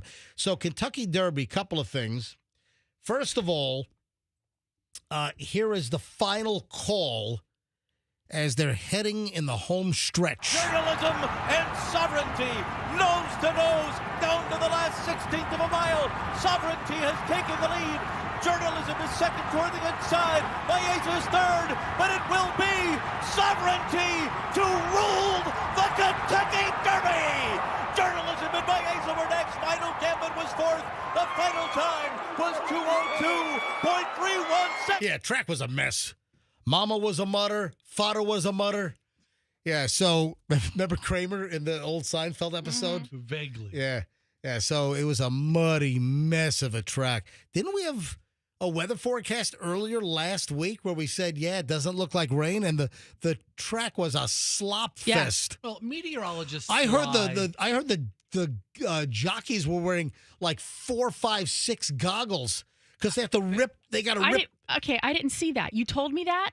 But literally, when they took their goggles off, they were all muddy, and I did not see them throwing anything. You can't throw that on the track like that. They don't wear 6 goggles. It's like they wear one set of goggles, and I believe it's like 6 lenses on it, to where you can take the lens off. Really? Because if the horse in front of you kicks up mud, you're blind. Yeah. You pull it across, and then you have you're still protected.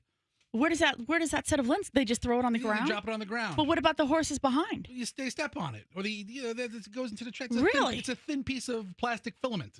That's what we were looking. Chloe and I were looking to see the lenses getting thrown. It's not that I had read that they wore like up to 6 different lenses so they could get rid of the lenses. Take the mud off. Yeah. Mm-hmm. So they didn't have like 6 different banded goggles where they're tossing the whole damn But that's goggle. what you said. You said they're wearing 6 pairs of goggles. Well, I'm sorry. They wear 6 different lenses that they got to peel off, whatever. Yeah, you didn't really paint a great picture, MJ. Yeah. You're making them walk out like a clod with 6 goggles. Yeah. So much head pressure that they're about to explode. Mm-hmm. All right, so congratulations to Sovereignty, who won. And like 10 minutes prior, I sent the text in the text group. And Michelle can attest to this because Michelle and Chloe were watching at the house with their big, Kentucky Derby party and the mint juleps and all the Woodford Reserve bourbon all flowing all over the place. So I sent the text out, Sovereignty. I said I put 10 large on Sovereignty. If I put 10 large on Sovereignty and Sovereignty did win and I said it was going to win, how much would I have won? I think it's a $2 bet netted almost $18. So if you would have bet 2, it was 18. So if you would have bet 10,000, it would have been like 100 and something, maybe. No, more than that. I guess times 9. So 2 times 90,000 maybe. On 10 grand, I would have won 90 grand. I mean, I should have done it. It's really rough numbers. I mean, I'm not that good at math. And then what's the deal? Mike Tirico, the well-known NBC sports guy, super talented sportscaster. Mike Tirico had a significant nut allergy reaction. Were nuts on the menu? Was someplace he ate and were undisclosed? Or somebody had nuts next to him and started like hacking up or something. NBC sports anchor Mike Tirico abruptly departed from the network's coverage of the Kentucky Derby on Saturday after experiencing a significant reaction to his nut allergy. The exit came earlier today as reports about Tirico's illness started to hit social media. He took to X with a statement about what happened, thanking his colleagues for support. Mike Tirico wrote on X, hate being a scratch. After making the starting gate at Kentucky Derby, just a significant reaction to my nut allergy. If you have one, you know how it can knock you down. Profound thanks to Churchill Downs for care and to our amazing NBC Sports horse racing family. So Did he say how he was exposed to nuts? Yeah, the guy holding the camera had an Uncrustable. Oh, we stop. He's like, we- have a good show, Mike. He's like, oh my God, my whole face Hold is on. swelling up. Did they say how he was exposed to nuts? I don't know if it's clear on how exactly Mike was exposed to these nuts. And then Ahmad Fareed steps in and even comments on it. Derby Day, Louisville, Kentucky, Churchill Downs. A little cloudy today. That's okay. Not going to dampen our spirits. I am Ahmed Fareed. Mike, as you may have heard, feeling a little under the weather right now, so I'm going to step in, take over for a bit. It is not like baseball. If the closer comes in, the starter can come back in the game. So rest assured that when Mike's feeling better, he'll be back right here in this seat. But let's move on to the show here. 10 years ago, he missed the entire Kentucky Derby because of a nut allergy. Now, you heard Mike Trico earlier in that report there. We want to tell you that he does have a nut allergy. He had a reaction earlier today. He is feeling fine now, but he's just going to stay on the sideline. So, Mike, I know you're watching right now. I hope you're feeling better and get back to yourself here very soon. Watching, his eyes are swollen shut. So, he's like barely breathing. His throat's all closed up. Well, they probably jammed him with the pen. I mean, did they have like Oh, some that's horse right. doctor? Oh, I wonder if they jammed him with an EpiPen.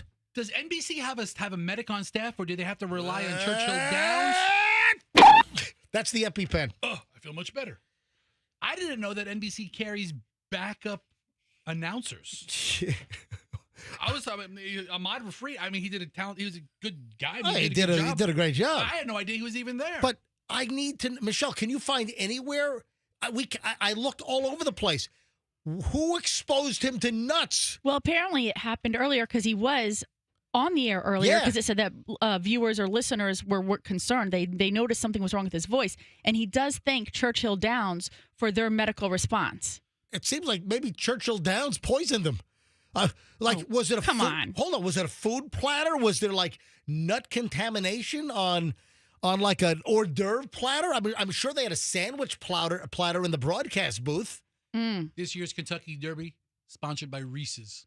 Everybody's eating the candy, and Mike's like, "No, keep that away from me." Yeah. No, Mike, come here, have one piece. Hey, maybe he bit into a chicken salad sandwich and it had like walnuts in it or something. Sometimes they do put walnuts in it. That's why I said it. I know. So maybe they had like a big pile of Mounds and a big pile of Almond Joy. Oh, you know what? Sometimes you feel like a nut, sometimes you don't. Mike never feels like a nut. Mike never feels like a nut. Never wants that one. Sometimes you feel like a nut, sometimes you don't. No. I don't. Give me the Mounds. I don't feel like a nut.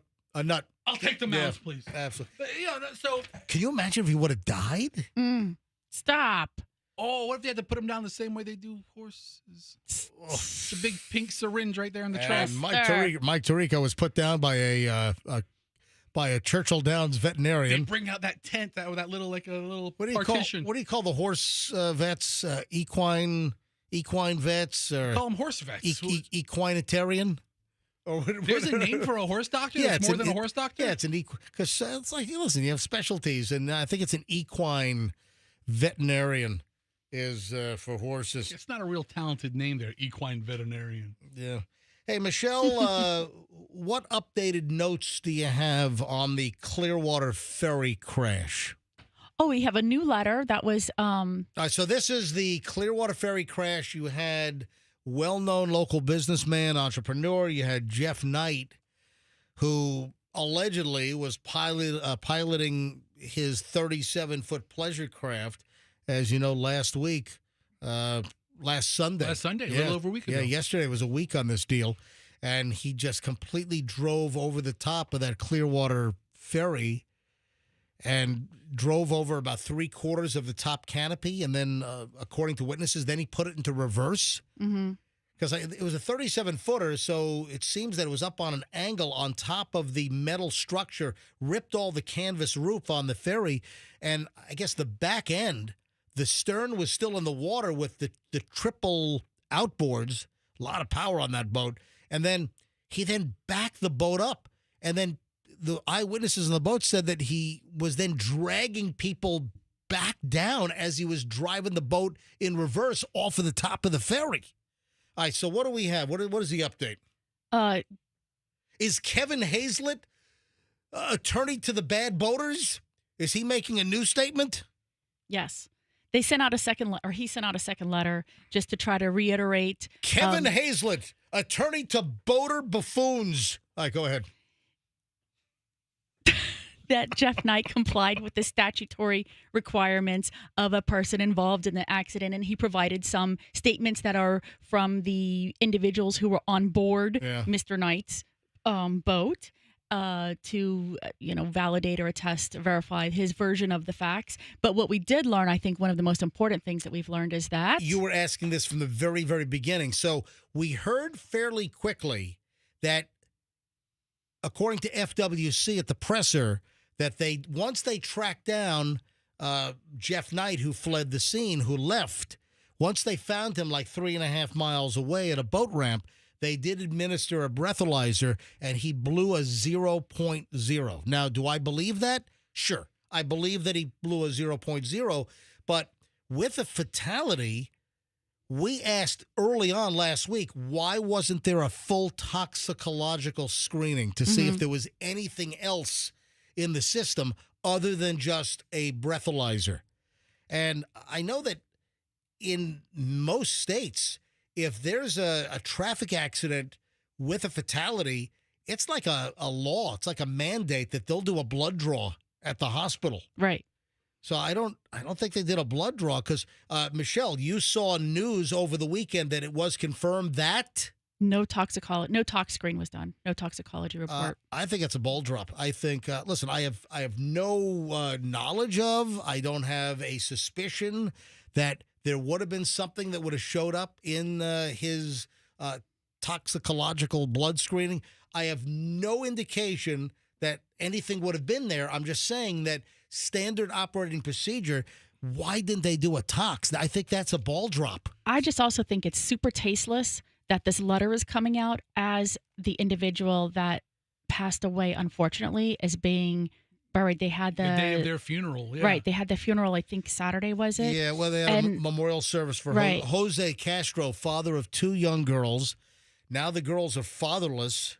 Is there a GoFundMe for the Castro family? Yeah. I haven't heard of that. Yeah, there is. I haven't seen one, but so here we are. There is. The person who was responsible for the death is really just obviously seriously concerned about his own culpability, either on the criminal side and or the civil side, and just releasing these letters. Meanwhile, we still have this family that's grieving. There's 2 young girls who have now no father, and I think that, what about the mother? Why aren't we hearing about the girl's mother? I haven't seen anything in a report about the mom. Am I missing it? No, I think we should probably find out from the sister how the community can further help the family. But they have really, they were very well spoken. It was the sister and maybe the niece, and they said that the community has really rallied around them and tried to help them and support them. So I've never been involved in a boating accident at all. So I know you can decline to take a breathalyzer if I get pulled over. Right? That's a thing. Not if you're in an accident, you have to, your blood's drawn automatically. If they believe that you're impaired and you refuse to blow, and there's no accident or homicide or death involved. I've had a couple of buddies who've been pulled over for a Dewey. They refuse to blow. And they refuse to blow. Right. Then that you can do. Florida statute says that you'll lose your license for a year. Yeah, you work with that and you deal with that after. Okay, so I've heard that before. But there's no way of objecting to or not consenting to a blood draw? Not if there's like a death or serious bodily injury, or a certain amount of damage, I think is what I remember. I'm just asking. Yeah. Wow. But yeah, so why is a lawyer issuing all of these letters when is he just trying to win in the court of public opinion? I don't. There's no court right now. That's what I don't understand. Save this for the jury. The court of public opinion is. It's a thing. It is. But at the end of the day, my opinion doesn't matter. You try to get a narrative out there, and you try to guide the press a little bit, and I think that's what Kevin Hazlett.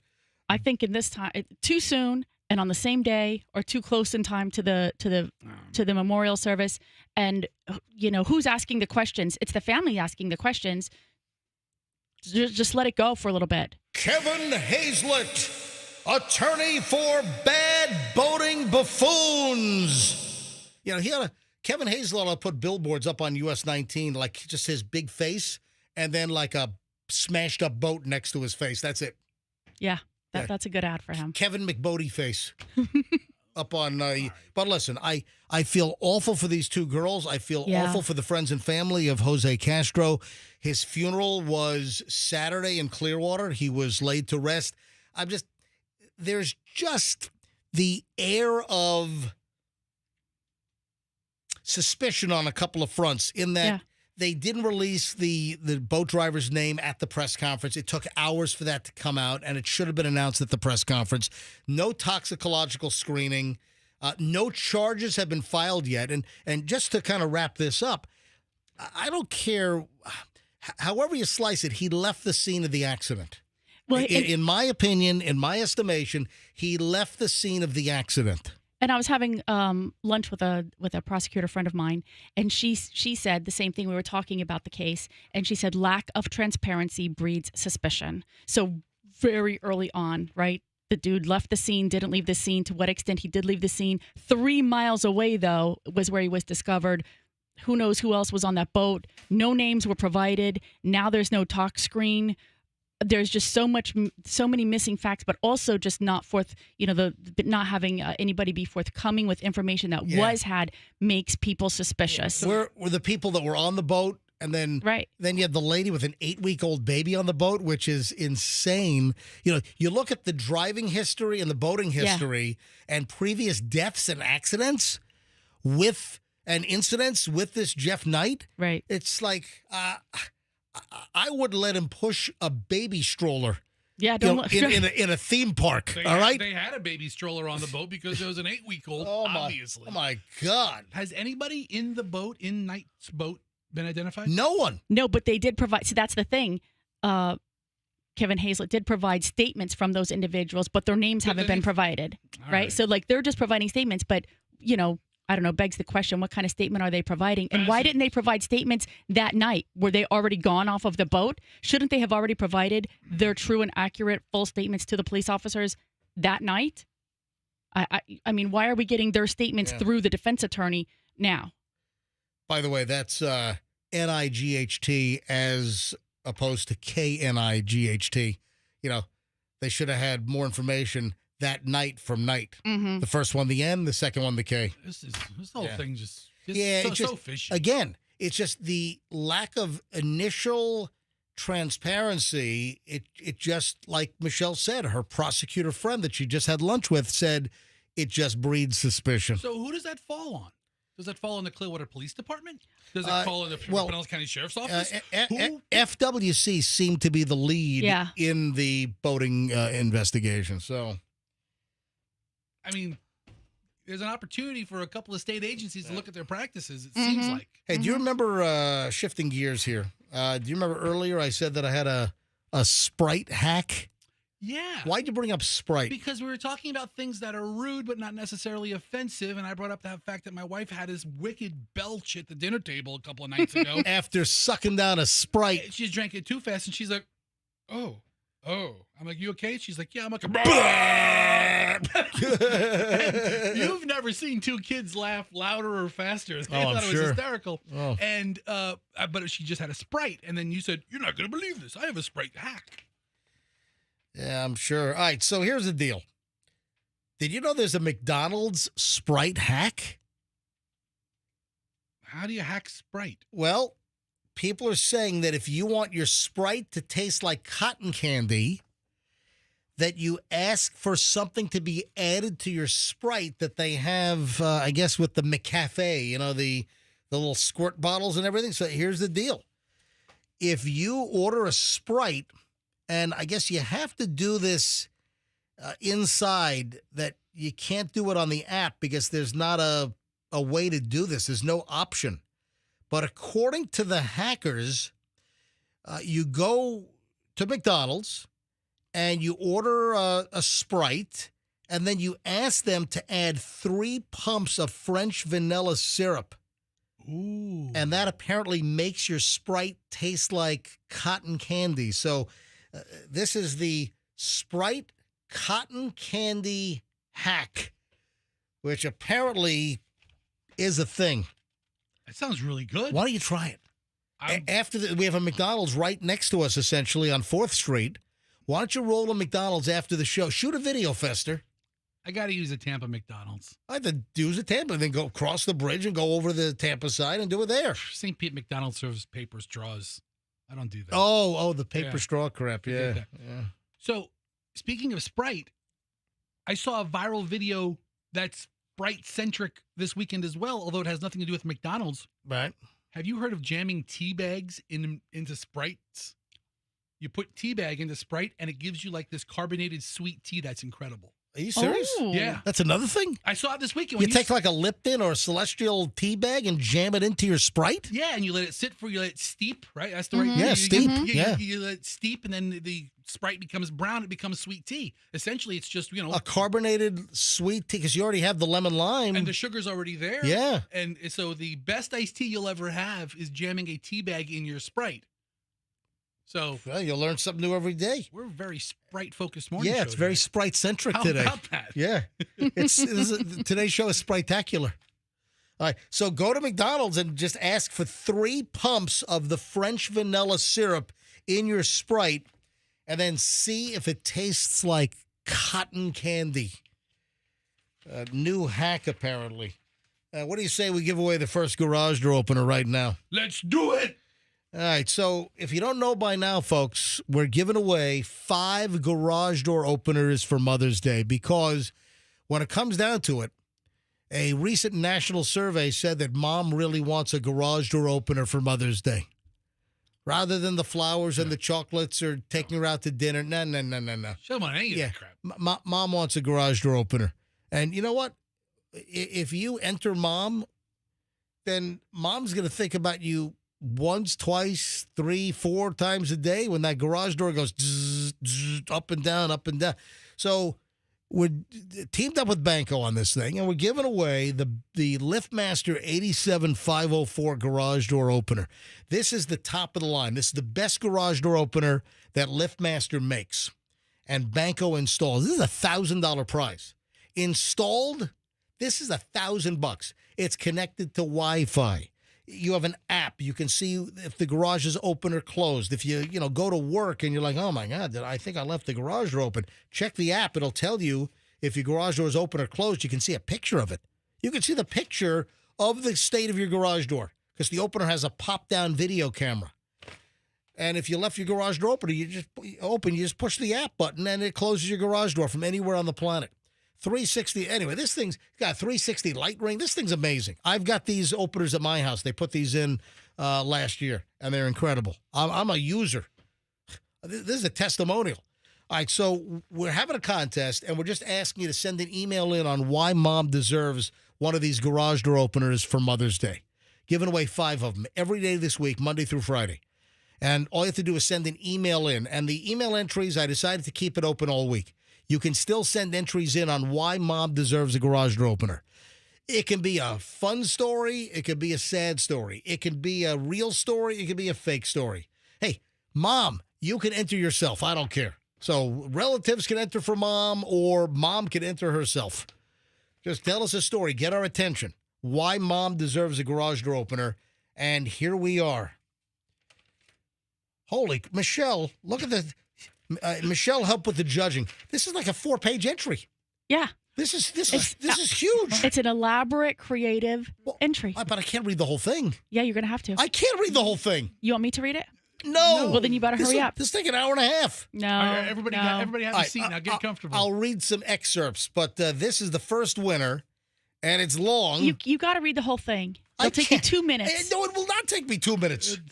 Hi. If you were a speed reader like that little guy in the old commercial that could read super fast, yeah, it would take him 2 minutes. Let me read this. Good day. My name is Mildred Fludgecow.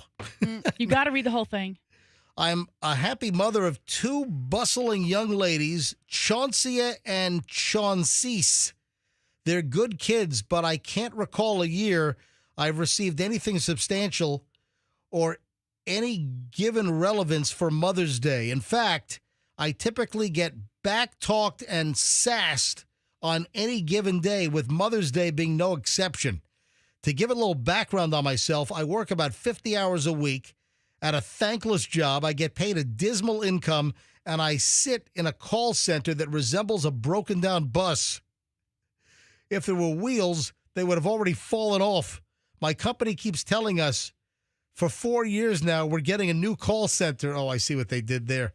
But every time I ask, they keep saying 30 more days. Yeah, I'll believe it when I see it. My daughter's filthy bedroom is less of a wreck than this hellhole as I sit in most of my waking hours. So let's rewind back a couple of months when my garage door stopped functioning and obviously needed to be replaced. Well, this is the first house I've ever lived in that actually has a garage door, so I really didn't know what the hell I was doing or who to call. I live in a small country town and found what appeared to be an appropriate provider for my location, Redneck Doors, LLC. I'm not joshing you. They do exist. Just look them up on Facebook. Anyway, they sent out a service technician, Hal Furman or Hal Herman. I can't recall his exact last name, but I just remember Hal. I should have known right away there was something awry. He had an embellished accent and just didn't quite sound authentic. But what do I know? He seemed to be full of good answers. Anyway, I can't read all this. It's will be another hour and a half to read this. Who submitted it? You have to read it all. Who submitted it? I can't. What? You have to. Okay. I said you finish reading it. Okay, hold on. We don't have to read it all. We don't. Congratulations to the winner. It's Teresa Travis. Teresa. All right, were there other excerpts, Michelle, that you did highlight some stuff in here? What if we read the highlighted portions? My eldest, Chauncia, asked to be picked up from the bus stop. I was initially going to make her walk, but I felt really bad because the day before she backtalked and was very disrespectful, and I ended up throwing all of her dresses in the pool. Okay. Keep going. All right. His kid starts crying in the back seat. They're going. That's going to add a context. No, it's not. All right. His kid starts crying in the back seat. They're going at it, and it ends with the kid slamming my door, yelling at his dad that his sister's always the favorite and that she gets to go on his morning show, blah, blah, blah. Oh, that's a Hadley Hudson reference. Yep. I assume the guy's a radio personality. I don't know, but I figure. Anyway, this is very elaborate with all kinds of references to the show. That's what you get for having Michelle be the judge, because she likes those long legal documents. And she's also an avid reader, which we are not. I thought it was very creative that they incorporated so many MJ Morning Show references from years, not even just like, in the last week or month. It was over the course of years. Wow. Anyway, the first winner for the first garage door opener from Banko is Teresa Travis. You have a number? Yeah, I've got a number here. I'll dial her up. 50. All right, calling up Teresa. Let's see if Teresa's listening.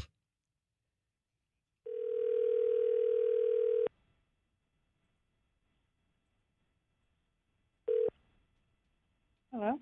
Oh, thank God you've answered. No way. You're kidding. Teresa, are you not listening to the MJ Morning Show? Right? I normally do, but no, I'm at work. I'm not actually listening. Teresa, you won. You won the first. Yay. You won the first garage door opener from Banko. Yay! Thank you so much. I appreciate it. Yeah, it's $1,000 prize. I mean, this is a really nice garage door opener. You hook it up to the app. I use the same opener. You're gonna love this, Teresa. Very creative. I didn't read the whole thing on the air because it would take me a whole hour. Yeah, I'm a writer by nature. I like to write. Oh, well, fantastic. Teresa, congratulations. Thanks. You won the first garage door opener for Mother's Day. Thank you. I appreciate you guys. Thank you so much. You can go back and listen on the podcast later on or watch MJ. And that's what I do. I've been listening to you since I was in high school. I'm in my 40s. So you guys, that's why I know so many details about you guys. And then on the weekends and at night, I go back to and listen to. I actually do the MJ TV because I like looking at Fester. He cracks me up, and I like just looking at the dynamics. So I actually do watch you guys. There you go. Thank you. I like looking at you too, Teresa. Teresa, congratulations. Yeah. What do you say to that? Yeah. Andrew. No, I'm speechless. Congrats. We'll be in touch on getting your garage door installed from Banko. So bank on the best, bank on Banko, anything garage door related, bankodoors.com. And again, Mom wants a garage door opener for Mother's Day. Damn right. Look at that. Damn right. Damn right. Damn right. All right. Congratulations. We'll be in touch. Thank you, MJ. Thank you, Fester. Thank you, Michelle. You're welcome. Happy Mother's Day. Yeah. Thank you. You too. Thank you for submitting your novella. All right. That is number one. We'll give away 4 more tomorrow, Wednesday, Thursday, and Friday. All you got to do is send an entry in. Make it shorter. Just send an email, mj@mjmorningshow.com. mj@mjmorningshow.com. Could be real, fake. It could be funny, sad. Sincere. Yeah. I mean, give us something. Enter for the mother in your life, or Mom, you can enter yourself. It's fine. But make it 200 words or less. mj@mjmorningshow.com is where you send your email for the contest, and there are 4 more to give away. mj@mjmorningshow.com. Man, this is terrible. I would rip them too. There's an Arizona bar. You're not going to believe what this is disgusting. This is terrible. I mean, who thought this was a good idea? I'm thankful this didn't happen in the Tampa Bay area on a couple of fronts. There is a bar in Arizona. It's the Tempe Tavern in Tempe, Arizona.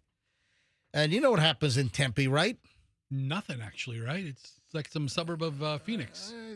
Why do you look up and see what type of... what happens in Tempe? Why do you see what kind of school activity you have in Tempe? Oh, it's like, isn't ASU? Why don't you look up what university is in Tempe, Arizona? What university is in Tempe, Arizona? Tempe, Arizona. Why don't you look that up? Yeah, ASU. Yeah. It's ASU. ASSU. Yeah, one of the campuses for ASU is there. The home of Arizona State University. All right, they've got the big, and also the big stadium is in Tempe. That's like the yeah, I think it's the main campus is Tempe. Isn't right? ASU the #1 party school in the country? Yeah, that's another thing. Well, guess what? That kind of fits in here. This is grotesque. This made me angry. The Tempe Tavern in Tempe, Arizona is getting an earful. They had a recent mass bust with law enforcement going after underage drinkers at the bar. So there was a massive bust. And guess what? They're now comparing the recent humongous underage drinking bust at their tavern. They're calling it our 9/11. What? Exactly. They made T-shirts. They have T-shirts saying, our 9/11. Are you kidding me? I'm speechless. All right. They even had a Facebook post, which they've removed, that said they hit the second tower. Are you kidding me? They were selling T-shirts calling it our 9/11 because they had an underage drinking bust. Yeah, they erased that Facebook post, by the way. Wow. So they did T-shirts with hashtag Tavern Strong.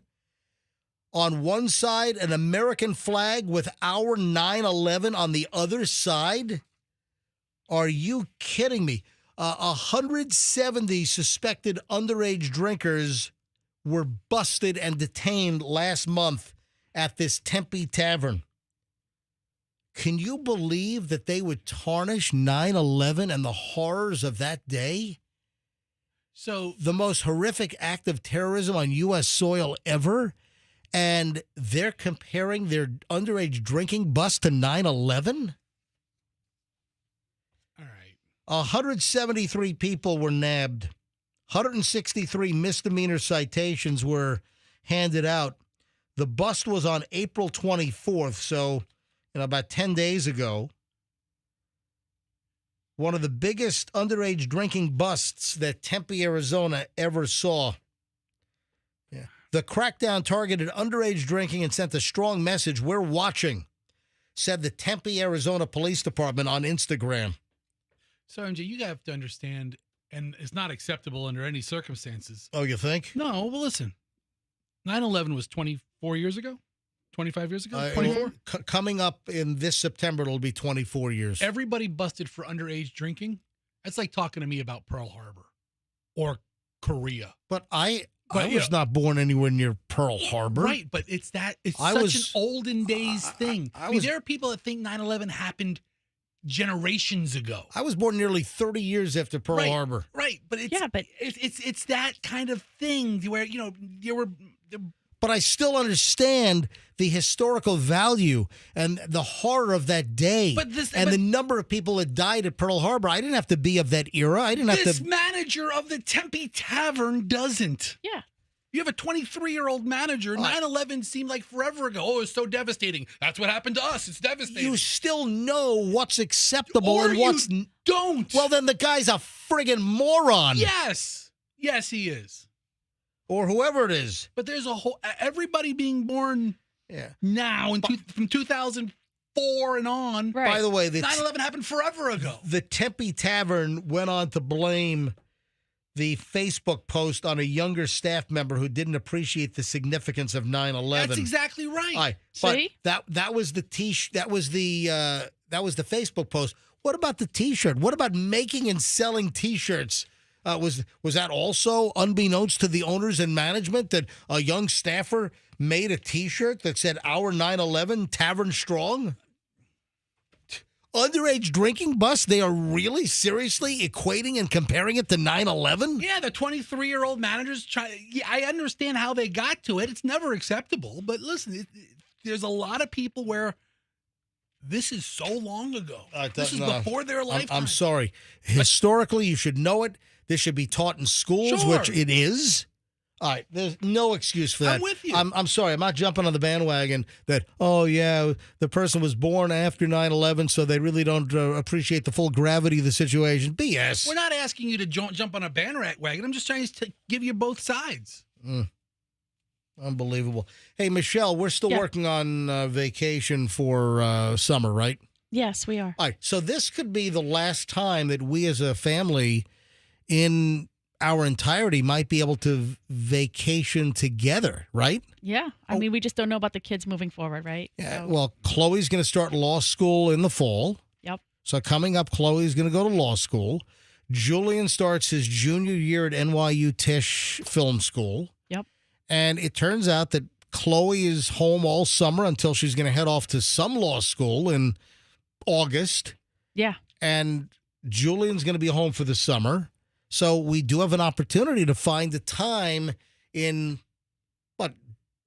late June? No, late July. Late July into August, right? Yeah, beginning of August. So I just want to give you the list of do not travel countries that has just been updated by the State Department. Okay, go. I'll write it down. All right, make sure that you're not planning any of these spots for our family vacation with me and Michelle and Julian and Chloe.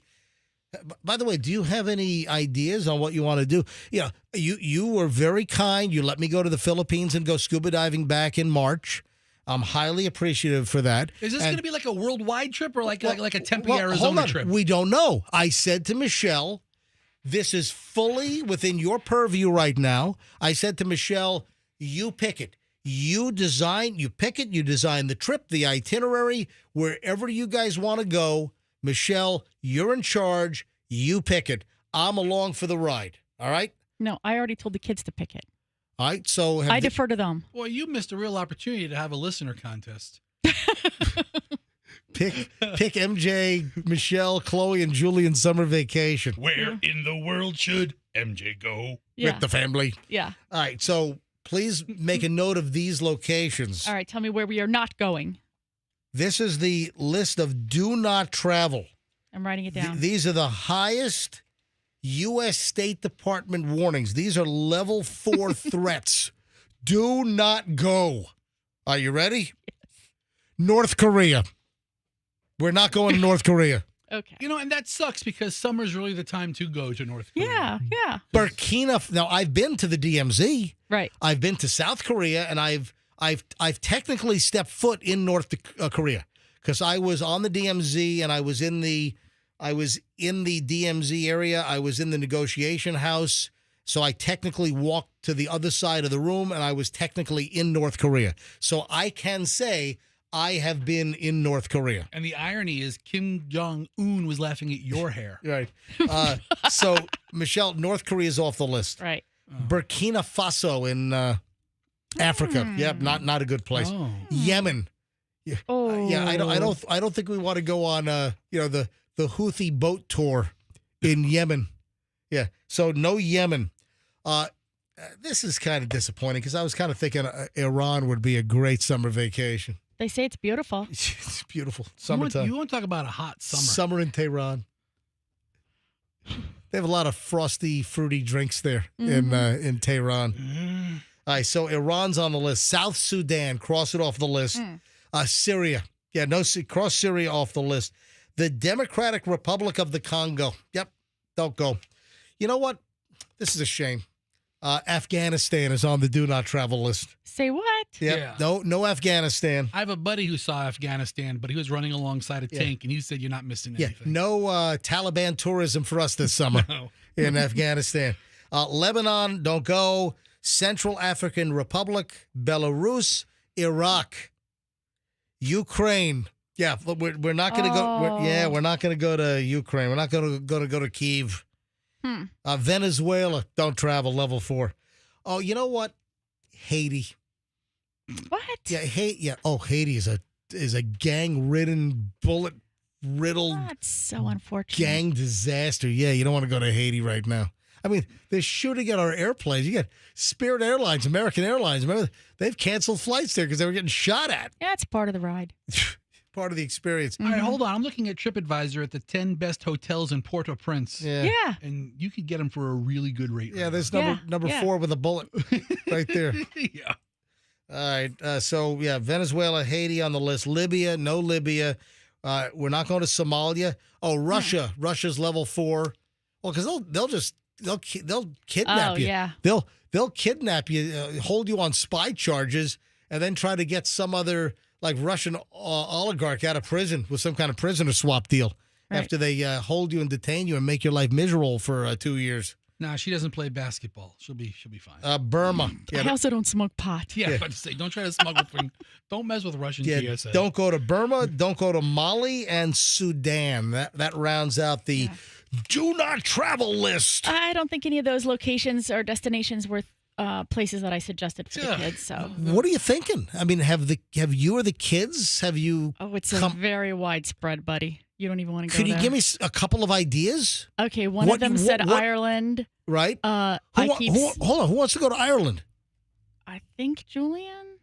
Or also he just wants to do a cross-country road trip. I wouldn't mind Ireland. I wouldn't mind a cross-country road trip. Okay. I suggest really, exotic things like Thailand and Africa, and they're like, why would we want to do that? And I'm like, oh my gosh. Hold on. Okay. They don't want to go on safari in Africa? No, they don't really seem to be so hot for that. So really? So is that off the list? You'll talk to them, I guess. Yeah, man. I always defer to them because you know what? This is the thing. I don't want to organize a trip that then I got to listen to a bunch of whining, complaining brats. That would all 3 of you for the whole time. Like, why are we doing this? I didn't want to come here. You're dragging me. You're making me. So you know what? Why do that? I don't want to be miserable. Yeah. So I let you guys kind of guide the way on what we're going to do. I'm out of it. That's it. I'm out of it. Every trip so far sounds miserable. I mean, would you want to be cooped up in a car with these 3 people? Not really. Would you want to put 3,000 miles on a car just traveling around to roadside attractions? I'm not into that one as much, but I want to get my kicks but on Route what? 66. If we rented an RV, right? And maybe I want did to that get my across kicks the on country? Route 66 as, Michelle's in the passenger seat right next to me. Okay. Yeah, man. All right. Kids are sleeping in the back seat. Oh, jeez. If the RVs are rocking, don't come and knock. Gross. All right, go ahead, Michelle. Gross. What are you going to say? We'll do the RV across the country, right? It's a great I trip. don't know. Go out west, man, see some beautiful sights. Absolutely. Can you just lend me an RV off the lot at General RV? I mean, I think if you took one, they wouldn't notice for like 3 weeks before the yeah. inventory reconciles. That'll work. And Can then we- you can bring we- it back with 4,000 more miles on it? Can we buy it and then return it No, because we don't like it? No, you can't It didn't return work. it. Hey, I've told many customers these aren't a pair of jeans at Ross. You buy it, you own it. Could you resell it for us after the fact You know for what? close to what we paid? No, nothing, nowhere near that. Nothing like that. Yeah, this is idiotic. Nike is selling dirty Air Force One sneakers for $130. So these are white sneakers that they've pre-scuffed and dirtied up good. Who wants this crap? I don't know, but if they do, Chloe can make a whole lot of money right now. I mean, well, there's this whole thing, MJ, of, gleaming. Look at these shoes. If you bought them brand new out of the box, they're gleaming white. Yeah. And they look ridiculous because they're so white. They're like scuffing the toes. Why would you pay for this? White sneakers don't look good until they're broken in because you look like Pee Wee Herman walking around in white shoes when they're brand new. Oh, I don't want any white shoes. I don't like white shoes. I never wear white shoes. Right now I'm wearing black and gray New Balances, or I like the dark blue New Balances. Listen, I do not wear white shoes. I don't wear white anything because, first of all, I'm a slob, and whatever I'm eating is going to be all over the white. Oh. Yeah, I mean, I could be as careful as can be. I mean, I could stick my neck out like a crane over the table, pull my whole body and chest back in a concave fashion, and I would still get spaghetti sauce all over my freaking shirt, or drop some oil dipped item like in the middle of my shirt. Just Like ask Michelle. A piece of lettuce. Yeah. Yeah. With oily salad dressing on it. Exactly. Chloe actually, I think, still likes white sneakers, though. Yeah, what is so that? I don't know why. What is that? This is a thing. Like, this is new to me that this is a thing because my kids are still buying white sneakers. Yeah. So what's going on with these dirty sneakers? We Fester? took Hadley to the store and she picked any shoe you want. Yeah. She picked a pair of white sneakers with like Yeah. a 2-inch sole. Yeah. Uh-huh. And that's a style thing. But just if you're in the city, I mean, they get scuffed up. But if they're gleaming. Guess what? You got to get them dirty in a day or two anyway. You're going to scuff it up. You're going to hit a curb or whatever, and you're going to scuff it. But they're selling pre-scuffed shoes, pre-dirtied shoes for $130. The Nike Air Force One low dirty triple whites.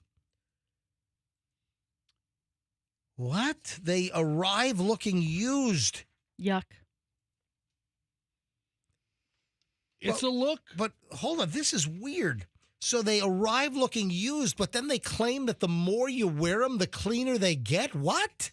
What is this? That's weird. What is this? The Benjamin Button of Nikes?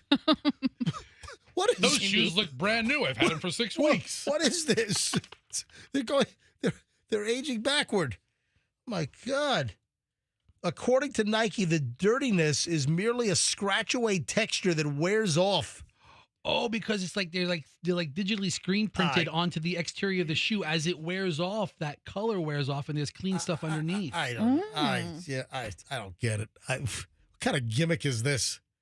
Just give me a pair of comfortable shoes that look good. Why can't I go to Goodwill and just buy a pair of used shoes off of that? Yes. They're already broken in. Yes, Andrew, what up? Is buying pre-scuffed shoes kind of like buying torn up jeans? How about buying used toilet paper? Yes. How about a roll of that? Quadruple ply.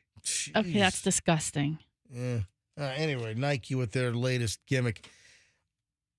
I saw this in one of the British newspapers and online. We have two big British news operations that now have a U.S. presence. So, yeah, these are British owned, or British run, but they have arms here in the U.S. So, do you know what I'm referring to? I think one's the Daily Mail. That is correct. Right. What's the other one? The Bad Teeth Daily. No, The Sun. Oh, yeah, The Sun. So the other one is The Sun. These are two British publications that are making an imprint. Daily Mail and the U.S. edition of the Daily Mail, they've been cranking out ridiculous 39-page stories that are all AI generated for years now with ridiculous numbers of pictures. And Anyway, so you're familiar with the Daily Mail. The other is the U.S. Sun. Right. And the U.S. Sun put out a story. Popular grocery store chain cheaper than Publix to open 800 locations by 2028, and you can already visit. So then I'm like, what are they talking about? A popular grocery chain cheaper than Publix? They're talking about Aldi, right? They are. Yeah. So they're doing a whole story on Aldi. You can't compare Aldi to Publix. Aldi is like this private label, like non-brand name stuff. Publix has all the major brands, plus they have their own Publix store brand, but you can't compare Aldi to Publix. It's a whole different shopping environment. It's a whole different experience. Which is why they're significantly less. But what I'm saying is, cheaper than Publix. First of all, Publix is, not known to be the cheapest. Certainly they have things on sale, and a lot of Publix BOGOs are fantastic. But, I pointed out, for instance, the Vital Farms eggs, the dozen Vital Farms are $9.49 at Publix. And I bought the same eggs recently at Walmart for $5.89. I mean, that's like a $4 difference for a dozen eggs. That's significant. Listen, I like Publix for plenty of stuff. But the U.S. Sun, try to compare, Publix to Aldi. So here's the deal. It's a whole different environment. There's no factory that makes all these brands. All these are made by manufacturers that's already making name brand stuff. Yeah, I mean, there's no jelly factory that's just making Benton brands. Or you have their cookies. Their cookies are a lot like the name brand cookies. They're probably made at the same facility. Yeah, and they're private labeled. Yeah. Well, and you're paying a third, a half the price? In some cases, you're getting a major brand making products, but a lot of times it's not a major brand. Nope, that's not true. I just read a whole article about that. A lot of times it's just a private label operation that's making the private labels. Sometimes it is the big brand, sometimes it's not. On the scale of purchasing that a place like Aldi is doing, they're probably getting the best deal. And I tell you, you're not the biggest Aldi shopper, and I'm a much bigger Aldi shopper than you are. I have been disappointed in none of the Aldi brand stuff. None of it. The potato chips are the same potato chips. All right, speaking of travel, which airport are they saying to avoid at all costs for numerous reasons? Which airport should you not fly into? Some are saying, and we're talking about air traffic controllers. Is this in the U.S.? In the U.S., in the United States, air traffic controller warns that this airport is unsafe. Do not fly into the airport. Oh, I thought you meant like don't fly to this airport because Also, it's a dump. Did you see the bomb plot that was filed or forwarded? Foiled. It was filed. It was filed and foiled? A bomb plot involving Lady Gaga was foiled. Ooh. All right, hang on. We'll get to that. There's a lot of stuff coming up. Oh, the guy going 100 plus miles an hour on the Gandandy that got pit maneuvered by FHP? Yeah, buddy. All right, we'll get into that coming. We got a lot of stuff. 9 o'clock hour starts next here on the MJ Morning Show. So you don't want to move. You don't want to miss one moment of the 9 o'clock hour, which starts next, including some of that crap. Hey.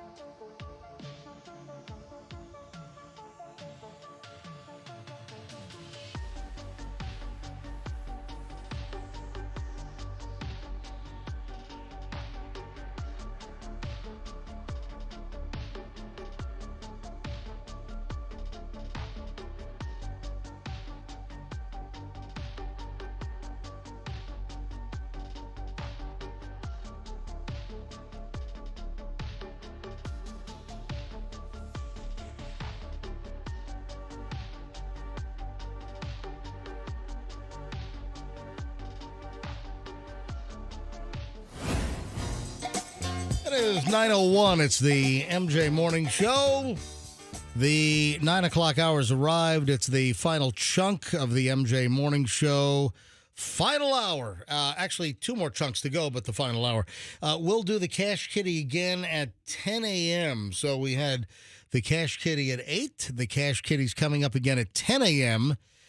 And it's another shot at $1,000. Then 12 noon, 3 p.m., and 5 p.m. today. So multiple times a day. Cash Kitty's going to end later this week. But then it really gets good.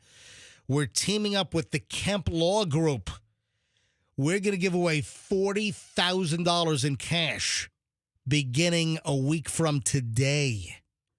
Holy schnit. $1,000 a day or $1,000 an hour, I should say. $1,000 an hour every hour, every day for 2 weeks. So that's a total of $40,000. Yeah, $4,000 a day for 10 days. Yeah. So that's pretty enormous. And that's going to start next Monday. And we're going to do we're calling it the ATMJ because the ATMJ, get it? ATMJ is just spitting out the money. So this is a very, very simple contest. Going to start next Monday. So heads up on this. All you have to do is listen and be the right caller. Now, on Monday morning at 6 a.m., we're just going to give away the first 1,000. That's what primes the pump, and it sets the whole chain reaction in effect. So Monday morning, next Monday, we give away $1,000 to whatever caller that I feel like giving $1,000 to. Then you have to know the name of every subsequent winner's first name for the subsequent contests, and it's like a game of tag. So Monday morning, we give away the first $1,000, and let's say it's Fester. Fester wins the first $1,000. So in the 7 o'clock hour, it couldn't be me. It would have to be somebody else named Fester. Right. Exactly. I'm just using it as an example. So the next hour, 7 o'clock hour, you just need to know who the previous hour's winner's first name was, and then be the right caller, and then you win 1,000. And then the 7 o'clock hour, you got to know the name, and then when we do it in the 8 o'clock hour, then you got to know the 7 winner. And then in the 9 o'clock, you got to know the 8 o'clock. And then in the 9 o'clock, make sure you know that name, whoever wins, because the next morning at 6 a.m., you need that winner. So it's just this perpetual game of you just need to know the previous winner's first name, be the right caller, and you win $1,000. And we're doing this, 40 times. 20 times next week, and then 20 times the week after, all thanks to the Kemp Law Group. It's $40,000. And this is local only. This is only local MJ Morning Show, Q105, 104.7 FM listeners. And that all starts a week from today. It sounds simple enough, but every time we do this, it gets messed up. Somebody gets the wrong name, or they don't know, or they say that 2 hours ago. I take all the winners live. I take all the callers live. And I find it very, very exciting. So this week we're doing the Banko Mother's Day LiftMaster garage door openers. And next week we start the cash. So, this week with Banko, these are $1,000 openers. These are $1,000 prizes installed by Banko. And if you want to win Mom a brand new top-of-the-line LiftMaster 87504 garage door opener, we're doing 5 of those. We already gave away the first one this morning. All you got to do is send an email. Why Mom deserves a garage door opener. Send the email to mj@mjmorningshow.com. Hey, and Mom, you can even enter yourself. Just give us a good story. mj@mjmorningshow.com. All right, with travel on a lot of people's minds, summer vacations coming up for many. You've got the kids getting out of school here in short order. An air traffic controller is warning that this major airport is unsafe. Do not fly into this airport. In fact, avoid blank at all costs. Fester, do you have any idea what the blank is? What airport is an air traffic controller saying you should not fly into this airport? I mean, I thought I knew because the airport I heard was always crap. But then you said air traffic controller, and now I think something different. Yeah, an air traffic controller says do not fly into this airport. What is the airport that you've always been told is crap and you should avoid? Like Chicago Midway. That is not the airport I'm looking for. In fact, I've been in and out of Midway over the years. I haven't had any major problems. Okay. Listen, if the weather sucks in Chicago, especially winter months, then you can get hosed for a while. But Chicago's not it. Okay, so then you said air traffic controllers, and then I thought Washington, D.C. That's a good guess because Reagan National's a really difficult airport, but not what I'm looking for. Okay. An air traffic controller has warned that Newark Liberty International Airport is unsafe for travelers due to staff shortages. He said it's not safe. It's not a safe situation right now for flying public. Said this air traffic controller who told this to NBC News correspondent Tom Costello, who I believe does aviation for NBC News and MSNBC. Yeah, Costello said of the conversation with the air traffic controller that he described as really an incredible statement. Unsolicited, he just said that to me, and separately, don't fly into Newark. Avoid Newark at all costs. From a safety standpoint, an air traffic controller is saying avoid Newark Liberty International Airport. Newark has always been sort of a butt of jokes. Yeah. And ask Michelle, when we fly into New York, I do try to avoid Newark. Yeah. LaGuardia is my number one choice just for convenience and proximity to get into Manhattan. Number 2 is JFK, but it's a little further out, a little more difficult to get into the city. You can take the air train, then take the A train in, or like Uber it or taxi or whatever you want. But LaGuardia is my first choice, and LaGuardia is getting so much better.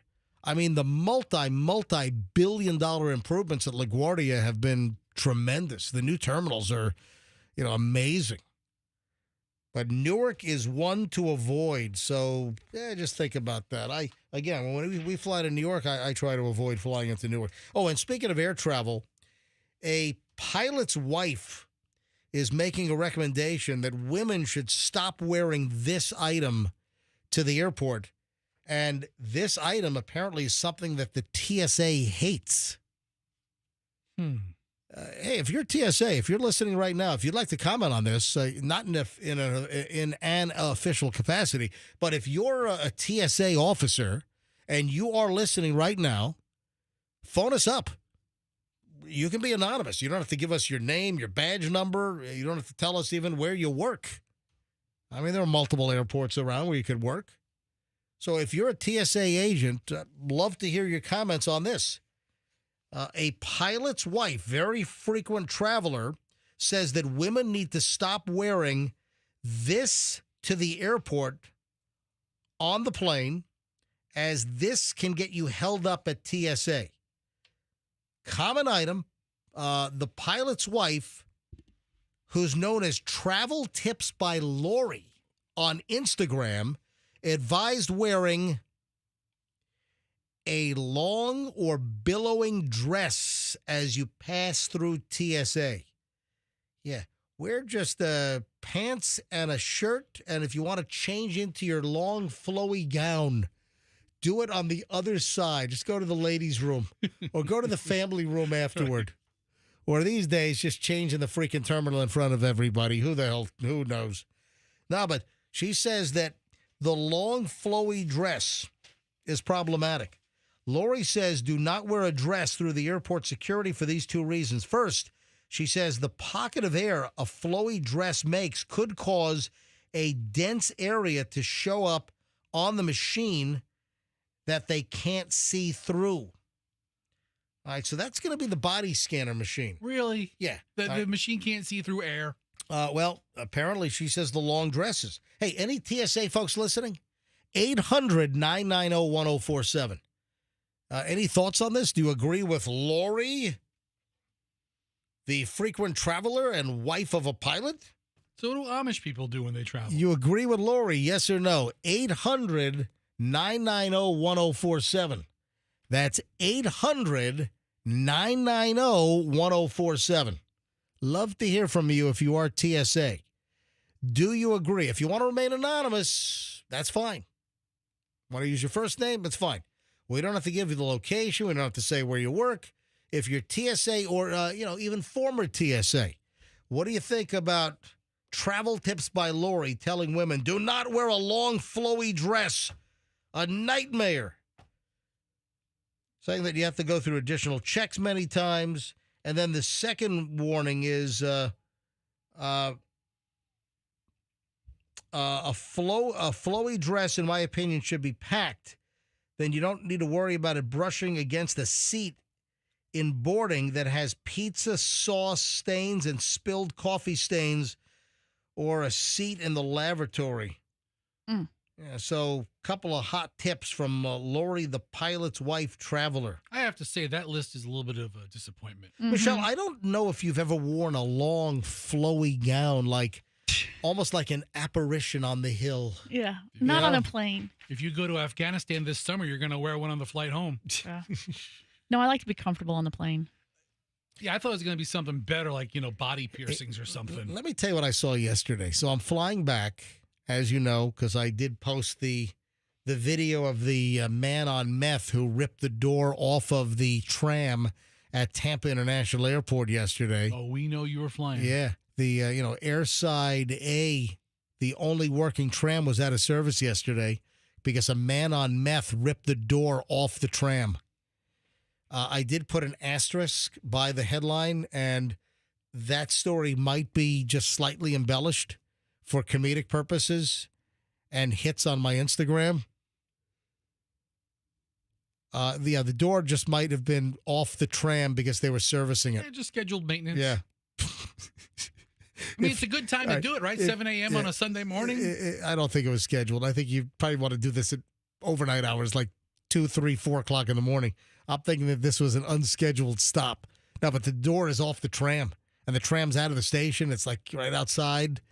Anyway, you want to see my video, which is supposed to be funny. Again, there's an asterisk after man on meth rips door off Tampa Airport tram. There is an asterisk, and then go read the description and see what the asterisk means, all right? All right, so what I saw yesterday, I'm in Fort Lauderdale getting ready to board the flight, and I just see this woman wearing the tightest freaking getup. She's with her boyfriend, and, they're calling boarding groups 1, 2, 3, 4, 5. And they were in 1 through 3. I was boarding group 5 on Spirit because I just buy the cheapest damn seat. I carry on. I have no baggage.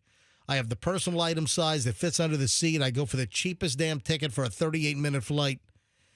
This young woman, I would say probably mid-20s, 25, 26, was not wearing a long, flowy dress. She was wearing the tightest freaking spandex pants that I've ever seen.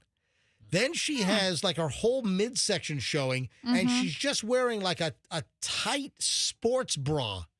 And I'm talking about the tightness that hugs every freaking curve. I mean, like all the way into the butt crack where you have, it's almost like she was naked and she just had some colored paint painted on her body. Why don't you put that on your Instagram? That's what I want to see. So, listen to this. So I did have the camera out. I was in camera mode and I was holding it like down at my like belly button and my finger was positioned to have my thumb just kind of hit the picture and take it. But then I said, no, this is creepy. I said, if I take a picture of the, look, Fester's saying I should have. I mean, absolutely. I'm the biggest creep I know, though. Yeah. I'm the wrong person to run creepy stuff by. I was like, I got to take a picture of this. Oh, I got to take a picture of this outfit. I mean, it's the spandex pants were not like just tight and covering the butt. It was like every curve, every. I don't want to say that. So I'm gonna sit here and have a cigarette. You keep describing it. Just everything was just. It was like she was shrink wrapped. Oh yeah. It was like plastic and a heat gun. Oh, it was. That's hot. Oh. I was so close to taking a picture and putting it up on my Instagram. It's like, why are you traveling like this? Why? I mean, are you doing this because you want to show off every bit of your body? And she was in really good shape. Yeah. Or is it your boyfriend that gets off on having you dress and having guys look at you and and creeps like me wanting to take pictures of you? That's you know? right. That's right. Creeps like you. Anyway, that's what I witnessed. I really could use a smoke right now. Oh boy! How about the Lady Gaga bomb plot? Where was it? Was it in South America? Yeah, it was in Brazil. It was in Rio de Janeiro. Was she going down there for like the butt lift or something? No, she went down to do a concert for an estimated 2 million people. And then there was a bomb plot foiled. Listen to this.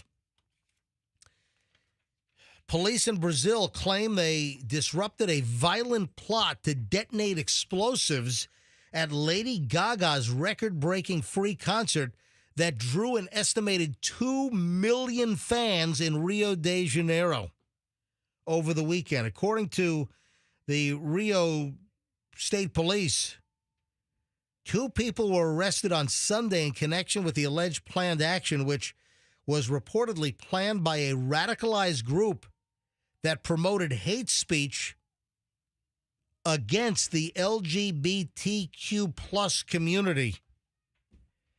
The official said the group had been attempting to recruit teenagers online, encouraging them to participate in violent acts using Molotov cocktails and homemade explosives. Investigators said that members of the group posed as Little Monsters, which is the name that Lady Gaga gives her fans, Little Monsters. 2 million people showed up. Yeah. The suspects were taken in on charges of illegal weapons possession. The police operation involved raids across multiple states in Brazil and the seizure of phones, electronic devices. 15 people believed to be connected to the plot. Officials said they carried out the intervention quietly on the day of the concert to avoid a mass panic. What's interesting is despite the alleged planned attack, authorities did not stop Gaga from performing. The show went on. That's according to TMZ. So a bomb plot. I don't know how sophisticated some of the bombs were, but you have 2. Did you see the aerial shot of the crowd? It is ridiculous. It looks like the worst time ever. I mean, I can't. I can't imagine showing up. Can you imagine? You're a quarter mile back. You can't even see the stage. All you're seeing is the dandruff of the person in front of you. That's it. Yeah, it looks like a terrible time. It looked like absolute total misery. And then, can you imagine? I mean, a lot of things in Brazil look like a lot of fun, but this just looks like a bad time. If somebody tossed Molotov cocktails or they had bombs go off in backpacks, can you imagine the stampede? Can you imagine not just people injured by explosive or incendiary devices, but a stampede of people, the panic that would have been caused? I can't even imagine what would have happened, but the Brazilian authorities apparently thwarted this. All right, it is 9:19 at the MJ Morning Show. When we get back, the Gandandy pursuit and pit maneuver 2 people hospitalized because, man, their car got effed up. You got to see the video on the Tampa side of the Gandy after the FHP officer. Was it on the bridge or was it on the land? The chase was on the bridge, and then the FHP officer, did the pit maneuver right after they got onto the land side on the east side of the bridge on the Tampa side in South Tampa. I got the details, which are crazy, in just a bit. Oh, Michelle, did you see the drunk NYU sophomore? This, because, Julian, our son, is an NYU sophomore. Yeah. I know he's not a drunk NYU sophomore. Is this his buddy? But no, you've got to hear this. This is a female NYU sophomore, and you're not going to believe what her roommate did to her while she was sleeping. This is the school where my kid goes. All right, hold on. We'll get to that coming up in just a bit. Oh, and then you know what continues in the Tampa Bay area? Kids, here in Florida are getting attacked. I mean, like 9-year-olds, 11-year-olds, like the girl with the eggs. The girl that was accused of throwing eggs at the guy's apartment here in Tampa. All right, we got another story. We've got a Polk County woman in a whole new story with an attack on a kid. This is nuts. All right, hold on. We got a lot of stuff in the final segment of the MJ Morning Show next here on Q105, 104.7 FM, Tampa Bay. And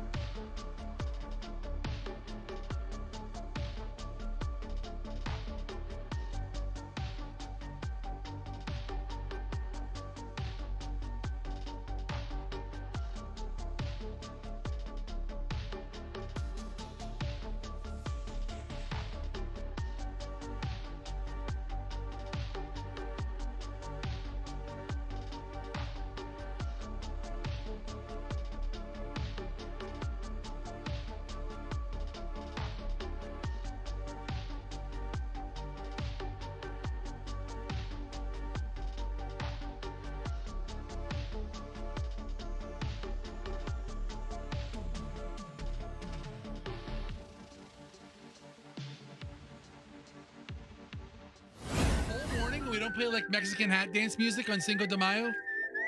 Yeah. What's up with you? We gotta listen to this mind-piercing whistling. What's that crazy Mexican music that you love? Thank you. Is that better rejoin music? Yes. Are you happy? Cinco de Mayo. Yes. Thank you. Welcome back to the MJ Morning Show on Cinco de Mayo. Yeah, what a Monday's the worst day of the week for Cinco de Mayo. No, Tuesday is the Monday after because you didn't get tanked up tonight on Margs. Is that what Chloe calls it? I don't know. Chloe calls it get litty on Margs. I don't know. She dropped that on us one time. I'm gonna get litty on Margs. I don't think so. 9:29 at the MJ Morning Show. If you haven't gotten in your garage door opener entry, if you want to get mom a garage door opener for Mother's Day, which is what she really wants for Mother's Day, there's a $1,000 prize. Banko, Liftmaster, the MJ Morning Show, giving away the top-of-the-line Liftmaster, the 87504, installed, $1,000 prize. Just send me an email on why mom deserves a Mother's Day garage door opener. We'll give away 4 more. We gave away the first one earlier today from Banko. Then Tuesday, Wednesday, Thursday, Friday, 4 more to give away, $1,000 a pop. Just send an email on why you think mom deserves a garage door opener. Funny, sad, real story, fake story. Hey, mom, you can enter yourself if you want. Yeah. Just send an email to mj@mjmorningshow.com. That's mj@mjmorningshow.com.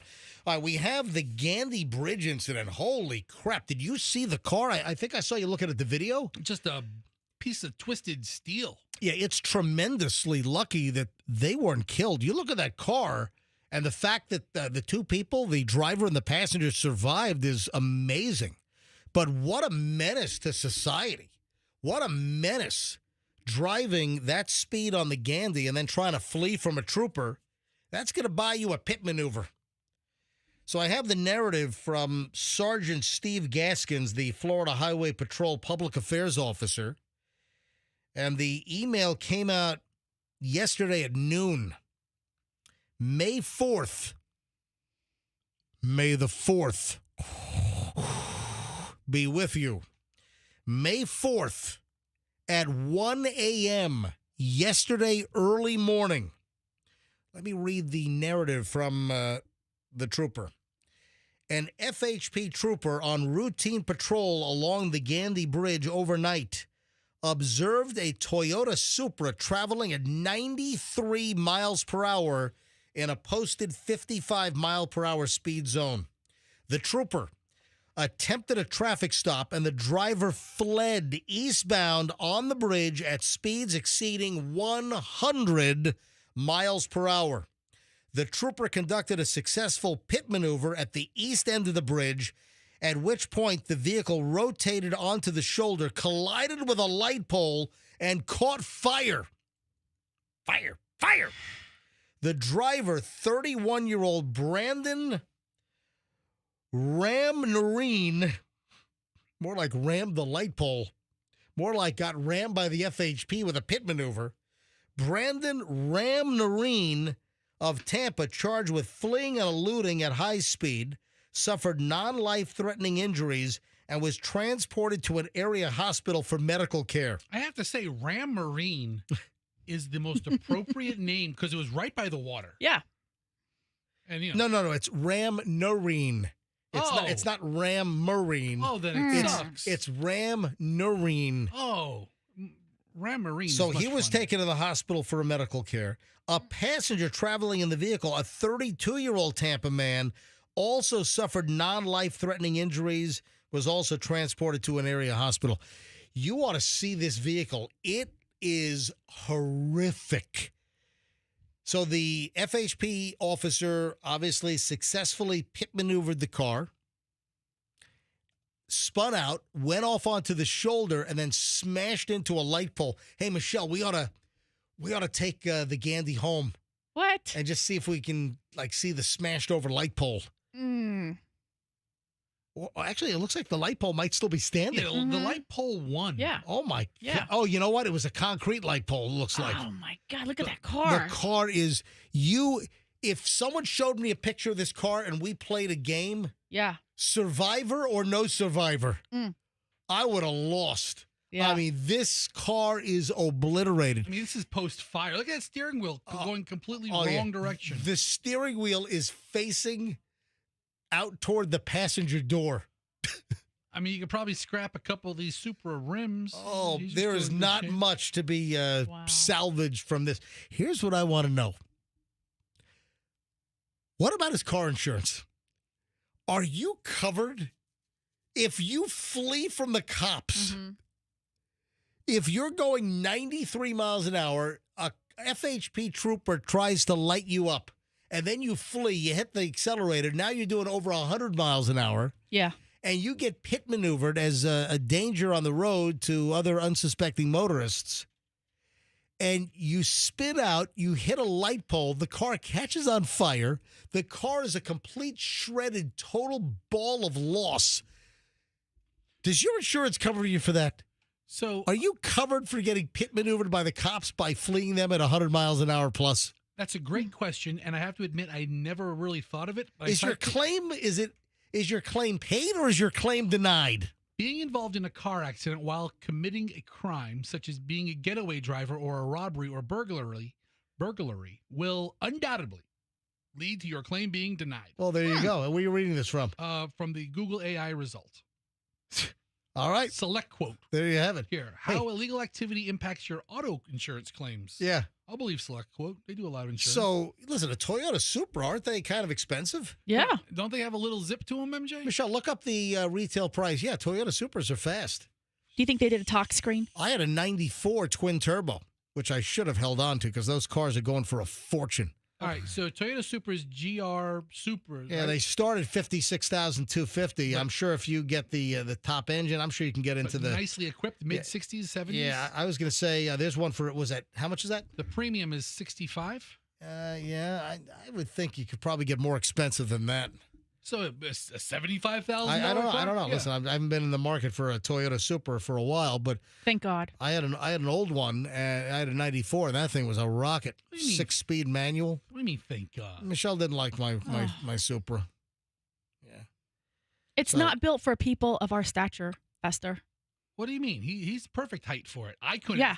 One time MJ had me and like 10 CD cases in the back of his Supra. No. You want to talk about me being like 8 pounds of sausage in a 5-pound casing? I had to crawl out on my hands and knees to get out of that car. Fester creased the leather on the seats. It never came out. Yeah, it was so uncomfortable. Yeah. But if you are committing like a felonious act, you're fleeing from the cops at high speed, and then they pit you, and your car like gets destroyed and gets smashed to bits. You hit a light pole, it catches on fire. Yeah.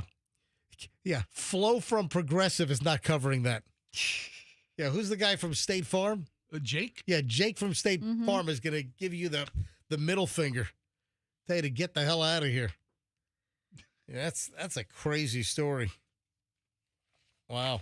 So listen to this. Speaking of crazy, and I'm like, hey, my son Julian, he's a sophomore at NYU.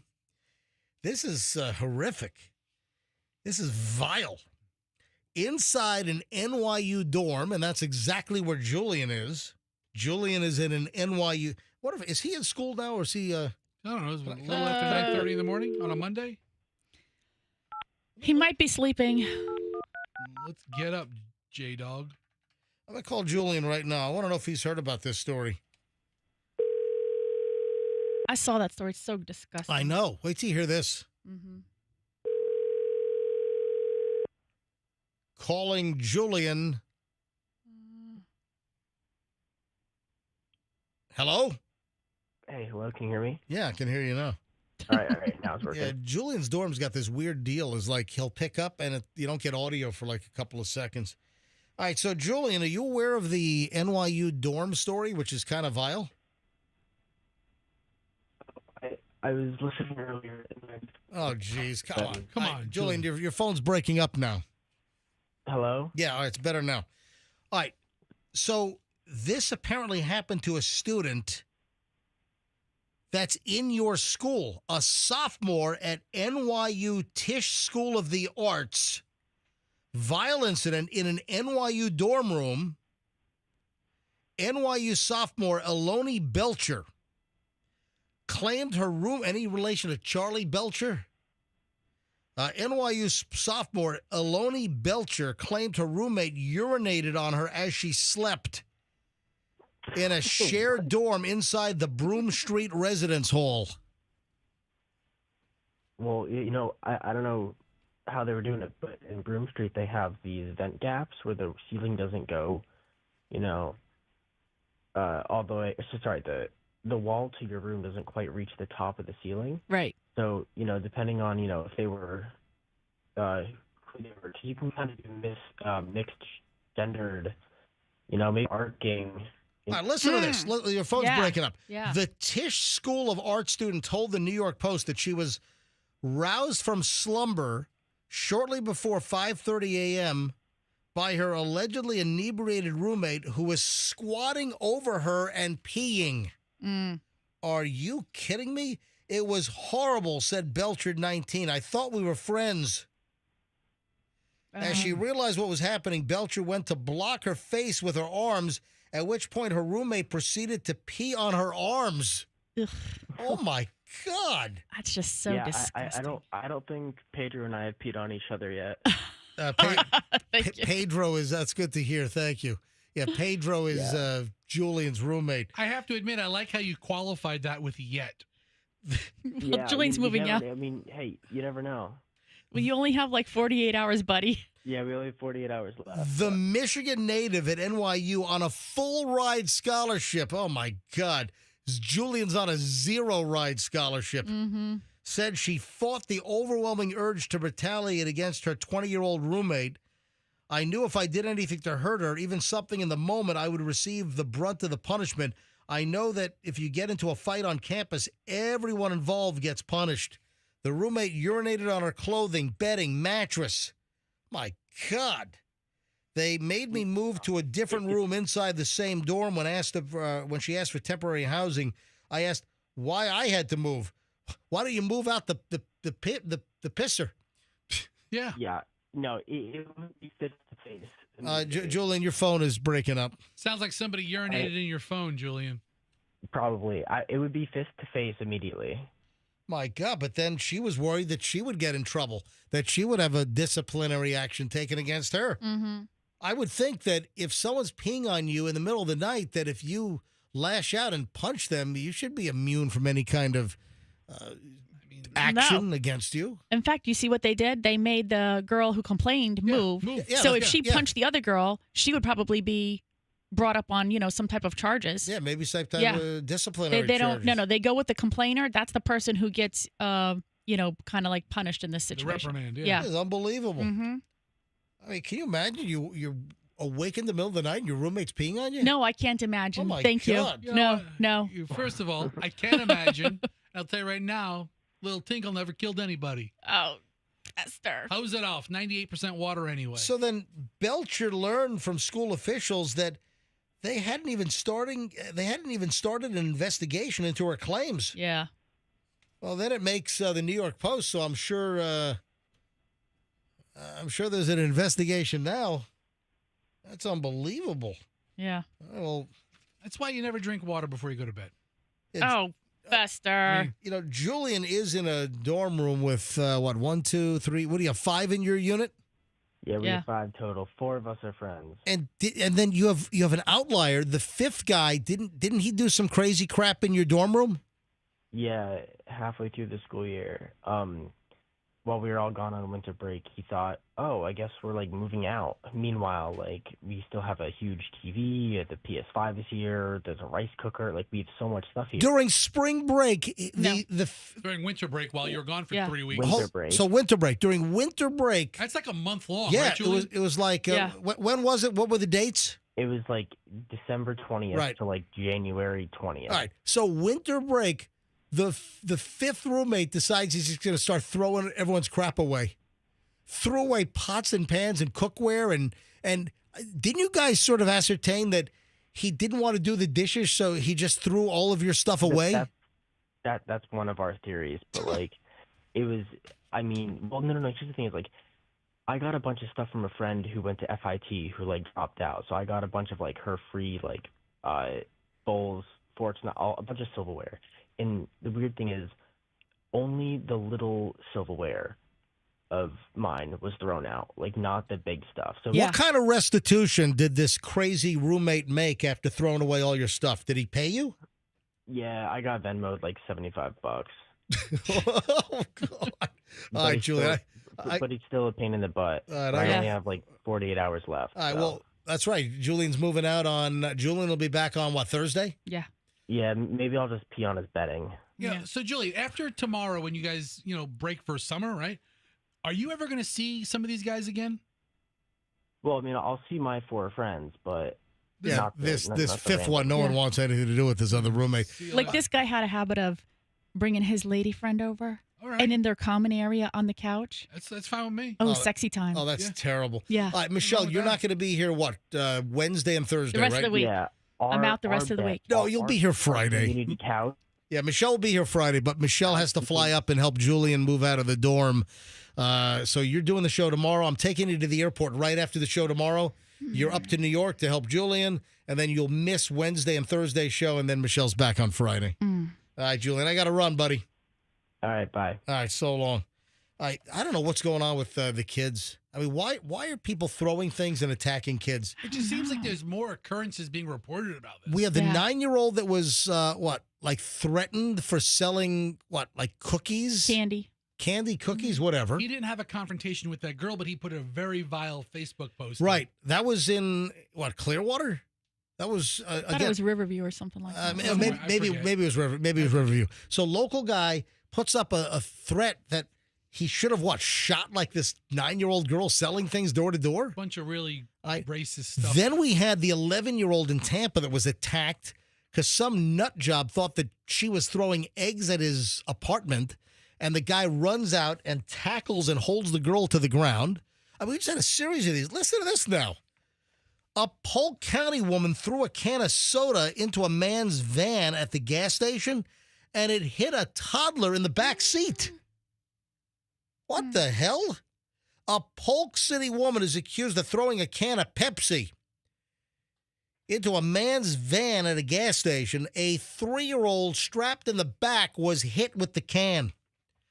Yeah, it turns out this happened February 8th, but we're just getting the details now. The victim said he pulled into a gas station and saw a woman in another vehicle trying to pull to the same pump. Realized that the gas tank was on the other side of the vehicle, did a U-turn, attempted to then back into pump number 7, which was the pump that he had already taken. So the woman's all ticked off. After he finished pumping the gas into his car, the victim sat in the driver's seat The woman identified as 35-year-old Crystal Hess. No. Crystal Hess. She's named after a gas station? But also, she threw a Pepsi. It could have been Crystal Pepsi. So, but Hess gas stations don't exist anymore. Hey, the Hess truck's around still. The Hess truck's back, and they're better than ever. The Hess truck. I think they're coming out with a Christmas in July Hess truck this year. There's no more Hess gas stations? No, the Hess gas stations are done. Yeah. Yeah, Hess gas, they closed down retail, so they have no more retail. So Hess has been rebranded Speedway. There you go. Okay. I knew that somebody. Marathon Petroleum acquired them. Okay. But I can't believe she's named after a heritage oil company. Yeah. So Crystal Hess approached the guy at the driver's side window, ticked off that he was at pump 7 when she wanted pump 7. So approaches the driver's side window and said that she needed to use that pump to get gas. So the victim reportedly asked Hess to move her vehicle so that he could get out of the way and allow her to pull forward. Hess then tossed an unopened full can of Pepsi into the van. It bounced off the headrest and hit the 3-year-old in the head in the back seat. Then Hess used her fist to strike the vehicle like a hammer above the driver's side window on the metal surface.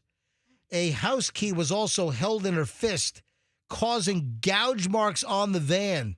Then she drove away, kicked the van, dented the back, $1,000 in damage. What is wrong with this woman? The Pepsi can hits the 3-year-old, takes her fist with keys and smashes it down on the roof of the car, then kicks the vehicle, causing another dent. Anyway, she fled town, this Crystal Hess. So she took off? Yeah, late April, she was discovered that she had been arrested for a hit-and-run crash in South Carolina. This woman is just an all-around menace. So would it be fair to say that Hess was mobile because she took off? Yeah, were you trying to make a mobile gas joke now? Yeah. All right, Fester, just knock it off. She has a sister named... Just stop. Michelle? Yeah, just stop. Shell? Michelle Gas? Michelle yeah. Hess? All right. Just stop. Well, you sound like a boyfriend that used to date her. Just you stop. sound like her Exxon. All right. All right, just stop. Oh, don't cry about it. Stop. Don't give me the old wah-wah. Right, stop. All right, knock it off. All right, Fester, I'm gonna bean you over there. Okay, hey. All right, so Circle K. Okay, Circle K. Okay. All right, so she apparently was arrested after a hit and run in South Carolina. So that's how the Polk County authorities were able to find out where she was. Get the Buckies out of here. And she was in the same vehicle that she was in Polk County. Yeah. After the arrest warrant was filed for her back in March, she was arrested finally on April 26th on charges of battery, criminal mischief of $1,000 or more, throwing a deadly missile into an occupied vehicle, and simple assault. See? Yeah. That's a deadly. You throw a can of Pepsi into someone's car, that's a deadly missile. Absolutely. Look at her. Bring her mugshot back up. You know, she's not that bad looking. She is. Ew. Look, she's got some Heidi braids on. She's got Heidi braids. Oh my gosh. What? It looks like she has some kind of habit. I don't know. All right. Upon further inspection, all right. I just glimpsed at it quickly. All right. So yeah. But you like the braids. I bet you that old Crystal Hess might have sucked on a pipe of crystal meth. I don't know. I don't know. Crystal Hess. Crystal Hess. Hess. All right. I think that's about it. I think we're gonna close it off for the day. I'm just looking and see what I missed. All this crap I can save for tomorrow. Anyway, that's it. That's the Monday show here on the MJ Morning Show. Michelle, anything that I missed? Anything that stands out? Did we discuss anything, tease anything that I did not pay off that I have to make good? I don't think so today. All right, Fester, did I miss anything? So much. All right. So No, much. knock it off. Really, did I miss anything? I really want to break down the 100 versus the gorilla. Oh, yeah. Tomorrow. Listen, I don't need to spend time on that. Yeah. The hell you don't? I've stumbled across this like 5 times. What is this thing? What is this internet query.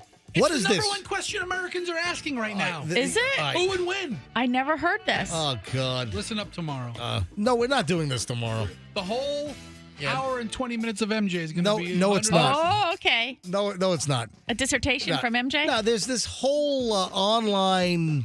Is it a meme? Is it It's a question. It's question? just being posed out there. It's a viral question. Yeah, who would win a fight between 100 men and a gorilla? Who came up with this? Where did this first start? We'll investigate this tomorrow. Now's the wrong time to get Why into are this. people wasting their time on the 100 men and the gorilla question? Because it's a really interesting question. No, it's not. And nobody agrees. No, it's not. All right, folks, have a great day. See you back here tomorrow on the MJ Morning Show on Q105, 104.7 FM, and let's be careful out there.